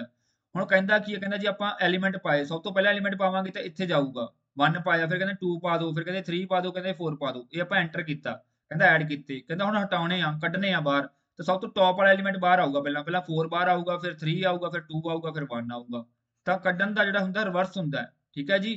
ਕਿਉਂਕਿ ਇਹਦਾ ਕੀ ਹੁੰਦਾ ਜੀ, ਇਹਦਾ ਹੁੰਦਾ ਜੀ ਲਾਸਟ ਇਨ ਫਸਟ ਆਊਟ। ਲੀਫੋ ਦੇ ਉੱਪਰ ਕੰਮ ਕਰਦਾ, ਜਿਹੜਾ ਲਾਸਟ ਦੇ ਵਿੱਚ ਐਡ ਹੋਇਆ ਪਹਿਲਾਂ ਬਾਹਰ ਆਊਗਾ। ਲੀਫੋ ਦੇ ਉੱਪਰ ਕੰਮ ਕਰਦਾ ਇਹ। ਅਗਲਾ ਵੀ ਸੌਖਾ ਕੁਐਸਚਨ ਆ। ਕਹਿੰਦਾ ਜੀ which of the following is the overflow condition in the linear queue। Overflow ਹੁੰਦਾ ਜਿਵੇਂ ਮੰਨ ਲਓ ਆਪਾਂ ਕੋਈ ਚੀਜ਼ ਐਡ ਕਰ ਰਹੇ ਹਾਂ, ਮੰਨ ਲਓ ਆ ਕਿਊ ਹੈ, ਕਿਊ ਦੀ ਕਪੈਸਿਟੀ ਸੀਗੀ 0 1 2, 3 ਕਪੈਸਿਟੀ ਸੀਗੀ, ਤਾਂ 3 ਐਲੀਮੈਂਟ ਪਹਿਲਾਂ ਹੀ ਇੱਥੇ ਪਏ ਆ, ਤੇ ਆਪਾਂ ਹੋਰ ਪਾਉਣ ਦੀ ਕੋਸ਼ਿਸ਼ ਕਰਾਂਗੇ, ਓਵਰਫਲੋ ਹੋ ਜਾਊਗਾ। ਪਰ ਚੈੱਕ ਕਿਵੇਂ ਕਰਦੇ ਆ? ਕਿਉਂਕਿ ਜਿਹੜਾ ਮੈਕਸਿਮਮ ਸਾਈਜ਼ ਚੈੱਕ ਕਰਦੇ ਹੁੰਦੇ ਆਪਾਂ, ਮੈਕਸਿਮਮ ਸਾਈਜ਼ ਕਿੰਨਾ ਹੋਣਾ ਇਹਦਾ? ਆਪਣਾ 3 ਆ। 3 ਕਿਉਂ ਆ? ਕਿਉਂਕਿ ਐਰੇ ਦੇ ਵਿੱਚ ਇਹ ਰਿਪਰੈਜ਼ੈਂਟ ਕਰਦੇ ਆ ਆਪਾਂ, ਤਾਂ ਐਰੇ ਇੰਡੈਕਸ ਹਮੇਸ਼ਾ 0 ਤੋਂ ਸਟਾਰਟ ਹੁੰਦਾ, ਜਿਵੇਂ 0 1 2 ਕਿੰਨੇ ਬਣ ਗਏ 1 2 3 3 ਬਣ ਗਏ ਨਾ, ਮੈਕਸਿਮਮ ਸਾਈਜ਼ 3 ਹੈ। ਤਾਂ ਕਰਕੇ ਇੱਥੇ ਕੀ ਆਊਗਾ, ਜੇ ਆਪਾਂ ਚੈੱਕ ਕੀ ਕਰਨਾ ਰੀਅਰ, ਕਿਉਂਕਿ ਕਿਊ ਦੇ ਵਿੱਚ ਕੀ ਹਮੇਸ਼ਾ ਬੈਕ ਤੋਂ, ਜਿਵੇਂ ਮੰਨ ਲਓ ਮੈਂ ਇਹ ਫਰੰਟ ਹੈ ਇਹ ਰੀਅਰ ਹੈ, ਤਾਂ ਉਹਦੀ ਟੇਲ ਤੋਂ ਹਮੇਸ਼ਾ ਐਡ ਹੁੰਦਾ ਹੈ। ਕਿਊ ਦਾ ਮਤਲਬ ਹੁੰਦਾ ਲਾਈਨ, ਜਿਵੇਂ ਇੱਕ ਬੰਦੇ ਲਾਈਨ 'ਚ ਖੜੇ ਆ, ਜਿਵੇਂ ਟਿਕਟ ਲੈ ਰਹੇ ਆ ਟਿਕਟ ਖਿੜਕੀ ਤੋਂ ਸਿਨੇਮਾ ਘਰ ਦੇ ਵਿੱਚ, ਨਵਾਂ ਬੰਦਾ ਆਊਗਾ ਪਿੱਛੇ ਐਡ ਹੋਊਗਾ, ਤਿੰਨ ਬੰਦੇ ਖੜ ਸਕਦੇ ਸੀਗੇ ਤੇ ਚੌਥਾ ਨਹੀਂ ਖੜ ਸਕਦਾ, ਤਾਂ ਕਹਿਣ ਦਾ ਮਤਲਬ ਚੈੱਕ ਕਿਵੇਂ ਹੋਊਗਾ, ਤਾਂ ਮੈਕਸਿਮਮ ਸਾਈਜ਼ ਤੋਂ ਚੈੱਕ ਹੋਊਗਾ। -1 ਤਾਂ ਕੀਤਾ ਕਿਉਂਕਿ ਇੰਡੈਕਸ ਨੰਬਰ 0 1 2 ਸਾਈਜ਼ 3 ਹੈ, ਤੇ 3 -1 2 ਹੀ ਚੈੱਕ ਹੋਊਗਾ ਨਾ, ਲਾਸਟ ਵਾਲਾ ਇੰਡੈਕਸ ਚੈੱਕ ਕਰਨਾ ਆਪਾਂ, ਤਾਂ ਮੈਕਸਿਮਮ ਸਾਈਜ਼ -1 ਆ ਗਿਆ। ਅੱਗੇ ਆ ਗਿਆ ਜੀ time complexity of the ENQ। E ਦਾ ਮਤਲਬ ਹੁੰਦਾ ਐਂਟਰੀ, ਠੀਕ ਹੈ। ENQ ਦਾ ਮਤਲਬ ਹੁੰਦਾ ਕਿ ਜਿੱਥੋਂ ਐਂਟਰੀ ਹੋ ਰਹੀ ਹੈ, DQ ਹੁੰਦਾ ਜਿੱਥੋਂ ਡਿਲੀਟ ਹੋ ਰਿਹਾ। ਤਾਂ ਇਹਦੀ ਜਿਹੜੇ ਦੇਖੋ ਇੱਕ ਐਲੀਮੈਂਟ ਆਪਾਂ ਐਵਰੇਜ ਦੀ ਕੰਪਲੈਕਸਿਟੀ 1 ਹੀ ਹੋਊਗੀ, ਜਦੋਂ ਆਪਾਂ ਇੱਕ ਐਲੀਮੈਂਟ ਇੱਕ ਟਾਈਮ ਤੇ ਇੱਕ ਹੀ ਐਡ ਕਰਦੇ ਹਾਂ ਤਾਂ ਉਹਦੀ ਕੀ ਬਣੂਗੀ, O of 1 ਬਣੇਗੀ, ਠੀਕ ਹੈ। ਤਾਂ ਇਹਦਾ ਆਂਸਰ ਕੀ ਆ ਗਿਆ, A ਆ ਗਿਆ। ਅਗਲਾ ਕੁਐਸਚਨ ਆ ਗਿਆ ਜੀ ਆਪਣਾ, ਨੈਕਸਟ ਮੂਵ ਕਰਦੇ ਹਾਂ। ਕਹਿੰਦਾ ਜੀ which of the following properties are obeyed by the all the three traversal ਤੁਹਾਨੂੰ ਪਤਾ ਹੈ ਕਿਹੜੇ ਕਿਹੜੇ ਹੁੰਦੇ ਆ, ਪ੍ਰੀ ਆਰਡਰ, ਪੋਸਟ ਆਰਡਰ, ਇਨ ਆਰਡਰ, ਇਹ ਟ੍ਰਾਈਵਰਸਲ ਤਿੰਨ ਹੁੰਦੇ ਆ ਆਪਣੇ ਟਰੀ ਦੇ ਵਿੱਚ। ਕਹਿੰਦਾ ਕਿਹੜੇ ਸੇਮ ਪ੍ਰੋਪਰਟੀ ਨੂੰ, ਤਿੰਨੇ ਸੇਮ ਪ੍ਰੋਪਰਟੀ ਕੀ ਕਰਦੇ ਆ, ਯੂਜ਼ ਕਰਦੇ ਜਾਂ ਕਹਿ ਲਓ ਮੰਨਦੇ ਆ। ਕਹਿੰਦਾ ਜੀ left sub tree are visited before the right, ਤਾਂ ਬਿਲਕੁਲ ਠੀਕ ਹੈ, ਤਿੰਨਾਂ ਦੇ ਵਿੱਚ ਆਈ ਹੁੰਦਾ ਰਾਜੇ, ਠੀਕ ਹੈ ਜੀ। ਤਾਂ ਕਹਿੰਦਾ ਜੀ ਖੱਬੇ ਸਬ ਟਰੀ ਨੂੰ ਸੱਜੇ ਸਬ ਟਰੀ ਤੋਂ ਪਹਿਲਾਂ ਵਿਜ਼ਿਟ ਕੀਤਾ ਜਾਂਦਾ ਹੈ, ਤਾਂ ਇਹਦਾ ਰਾਈਟ ਆਂਸਰ A ਹੀ ਬਣੂਗਾ, ਠੀਕ ਹੈ ਜੀ। ਚਾਹੇ ਤੁਸੀਂ ਆਪਣੇ ਜਿਹੜੇ ਕੋਈ ਵੀ ਪ੍ਰੀ ਆਰਡਰ ਕਰ ਲਓ, ਚਾਹੇ ਪੋਸਟ ਆਰਡਰ ਕਰ ਲਓ, ਚਾਹੇ ਇਨ ਆਰਡਰ ਕਰ ਲਓ, ਠੀਕ ਹੈ ਜੀ, ਇਹਨਾਂ ਵਿੱਚ ਇਹੀ ਆ, ਸੇਮ ਹੈ, ਠੀਕ ਹੈ ਜੀ। ਹੁਣ ਆ ਦੇਖੋ ਬਾਕੀ ਪੜ੍ਹ ਲਓ। ਕਹਿੰਦਾ ਜੀ right sub tree are visited before left sub tree, ਇਹ ਗਲਤ ਹੈ। ਕਹਿੰਦਾ रूट नोड इज विजिटेड, नहीं नहीं ये भी गलत है। Root node is visited before left, ये भी गलत है, ठीक है जी, लेफ्ट आएगा, तो ए आंसर आऊगा। Number of element in the adjacent matrix of the graph having 7 vertices, बहुत सौखा राजी, ਇਹਦਾ ਜਿਹੜਾ ਫਾਰਮੂਲਾ ਹੁੰਦਾ ਨਾ n into n ਹੁੰਦਾ वर्टिसेस ਕੱਢਣ ਦਾ, ਤਾਂ 7 into 7 ਕਿੰਨਾ ਹੋ ਗਿਆ, 49 ਹੋ ਗਿਆ, ਤੇ ਇਹਦਾ ਆਂਸਰ ਕਿੰਨਾ, 49 ਆਉਣਾ, ਠੀਕ ਹੈ ਜੀ। वर्टिसेस ਕੱਢਣ ਦਾ ਫਾਰਮੂਲਾ ਹੁੰਦਾ n into n। ਅੱਗੇ ਗੱਲ ਕਰਦੇ ਹਾਂ ਜੀ ਮੈਕਸ ਹੀਪ। ਇੱਥੇ ਮੈਕਸ ਹੀਪ ਦੀ ਗੱਲ ਹੋਈ ਹੈ, ਮਿਨ ਹੀਪ ਦੀ ਗੱਲ ਨਹੀਂ ਹੋਏਗੀ। ਮੈਕਸ ਹੀਪ ਦੇ ਵਿੱਚ ਕੀ ਹੁੰਦਾ ਬੇਟਾ, ਜਿਹੜੀ ਰੂਟ ਨੋਡ ਹੁੰਦੀ ਨਾ ਆਲਵੇਜ਼ ਗ੍ਰੇਟਰ ਹੁੰਦੀ ਬਾਕੀਆਂ ਨਾਲੋਂ। ਦੇਖੋ ਮੈਕਸਿਮਮ ਹੀਪ ਦੇ ਵਿੱਚ ਕੀ ਆ, ਦੇਖੋ ਇਹ 89 ਵੀ ਇਹ ਤੋਂ ਛੋਟਾ ਹੈ, 70 ਵੀ ਇਹ ਤੋਂ ਛੋਟਾ ਹੈ, ਤਾਂ ਇਹਦੇ ਵਿੱਚ ਕੀ ਆ ਜੀ, ਕਹਿੰਦਾ which is with the greatest key is always in which node, ਤਾਂ ਗ੍ਰੇਟੈਸਟ ਕੀ ਜਿਹੜੀ ਹੁੰਦੀ ਹੈ ਨੋਡ ਹੁੰਦੀ ਹੈ, ਉਹ ਰੂਟ ਨੋਡ ਹੁੰਦੀ ਹੈ, ਤਾਂ C ਆਂਸਰ ਆਉਣਾ ਸੀਗਾ। ਅੱਗੇ ਕਹਿੰਦਾ ਜੀ which of the following is a false about the binary search tree, ਕਿਹੜੀ ਸਟੇਟਮੈਂਟ ਫਾਲਸ ਹੈ।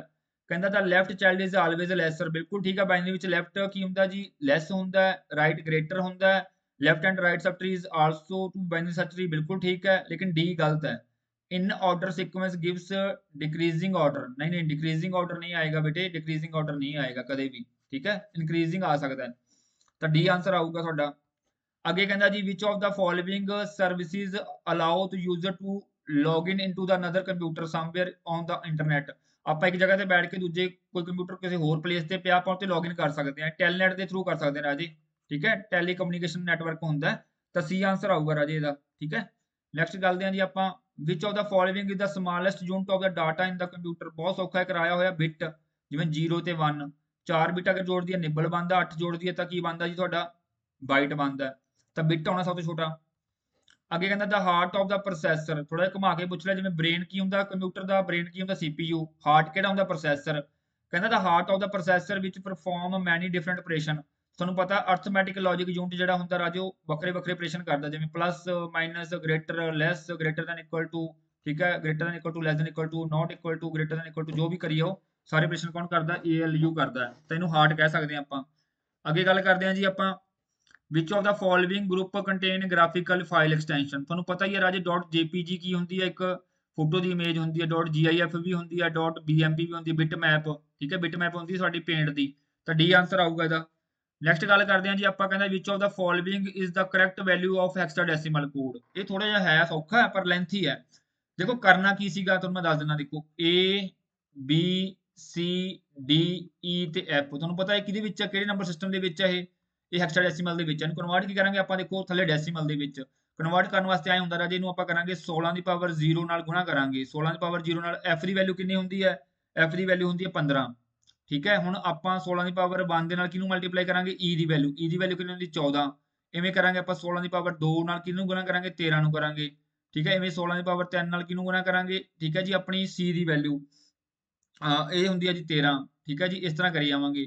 प्लस इस तरह करी जावांगे 16 ਦੀ ਪਾਵਰ 4 c ਦੀ ਵੈਲਿਊ ਕਿੰਨੀ ਹੁੰਦੀ ਹੈ 12 ਠੀਕ ਹੈ ਜੀ ਇਸ ਤਰ੍ਹਾਂ ਕਰੀ ਜਾਵਾਂਗੇ 16 ਦੀ ਪਾਵਰ ਕਿੰਨੀ ਹੋ ਗਈ 4 ਤੇ 5 ਹੋ ਗਈ ਠੀਕ ਹੈ ਜੀ ਤੇ 5 ਨਾਲ ਆਪਾਂ ਕੀ ਕਰਾਂਗੇ ਜੀ 10 ਕਰ ਦਾਂਗੇ ਤਾਂ ਸਾਰੇ ਹੋ ਗਏ ਨਾ ਦੇਖੋ 1 2 3 4 5 6 ਹੋ ਗਏ 1 2 3 4 5 6 ਹਾਂ ਠੀਕ ਹੈ 16 ਦੀ ਪਾਵਰ 0 ਤਾਂ 1 ਹੀ ਹੁੰਦਾ ਠੀਕ ਹੈ ਤਾਂ ਇਹ ਕੀ ਆ ਗਿਆ ਆਪਣਾ 1 ਆ ਗਿਆ 15 ਆ ਗਿਆ 16 ਦੀ ਪਾਵਰ 1 16 ਨੂੰ 14 ਨਾਲ ਗੁਣਾ ਕਰਾਂਗੇ ਤਾਂ ਰਾਜੇ ਬਸ ਮੈਂ ਸਿੱਧਾ ਲਿਖ ਦਿੰਦਾ ਤੁਹਾਨੂੰ ਇੱਥੇ 224 ਇਸ ਤਰ੍ਹਾਂ ਜੇ ਆਪਾਂ 16 16 ਆ ਠੀਕ ਹੈ 256 ਹੁੰਦਾ 16 256 ਨੂੰ 13 ਨਾਲ ਕਰਾਂਗੇ ਤਾਂ ਰਾਜੇ ਇੱਥੇ ਆਊਗਾ ਆਪਣੇ ਕੋਲੇ 3328 ਕਹਿਣ ਦਾ ਮਤਲਬ ਤੁਸੀਂ ਚੈੱਕ ਕਰ ਲਿਓ ਆਪਣਾ ਆਨਸਰ 16 ਨੂੰ 3 ਨਾਲ ਕਰ ਲਓ ਠੀਕ ਹੈ ਜੀ 712 ਹੋ ਜਾਊਗਾ ਜੋ ਵੀ ਕਰਕੇ ਆਪਾਂ ਆਊਗਾ ਮਤਲਬ ਕਿ ਕੱਢ ਕਢਾ ਕੇ ਇਹ ਆਊਗਾ ਜੀ 49152 ਮੈਂ ਕੱਢਿਆ ਹੀ ਹੋਇਆ ਹੁਣ ਵਾਰ-ਵਾਰ ਮੈਂ ਇੱਥੇ ਕੱਢੂਗਾ ਨਹੀਂ ਠੀਕ ਹੈ ਜੀ ਇੱਥੇ ਕਰਦੇ ਕਰਦੇ ਆ ਜਾਊਗਾ ਜੀ 72,0896 ਅੱਗੇ ਲੱਖਾਂ 'ਚ ਚਲਾ ਜਾਊਗਾ ਠੀਕ ਹੈ ਜੀ ਅੱਗੇ ਆਪਾਂ ਗੱਲ ਕਰਦੇ ਹਾਂ ਠੀਕ ਹੈ ਜੀ 1,48,000 ਇਹ ਆ ਗਿਆ ਤੁਹਾਡਾ ਤਾਂ ਸਾਰਾ ਕੁਝ ਮਿਲਾ ਮਲੂ ਕੇ ਇਹ ਤੁਹਾਡਾ ਜਿਹੜਾ ਬਣਦਾ ਹੈਗਾ ਰਾਜੇ ਰਾਈਟ ਆਨਸਰ ਤੁਸੀਂ ਚੈੱਕ ਕਰ ਲਿਓ ਇਹ ਰਾਈਟ ਆਨਸਰ ਜਿਹੜਾ ਤੁਹਾਡਾ ਬਣਦਾ ਹੈਗਾ ਇਹ ਏ ਬਣਦਾ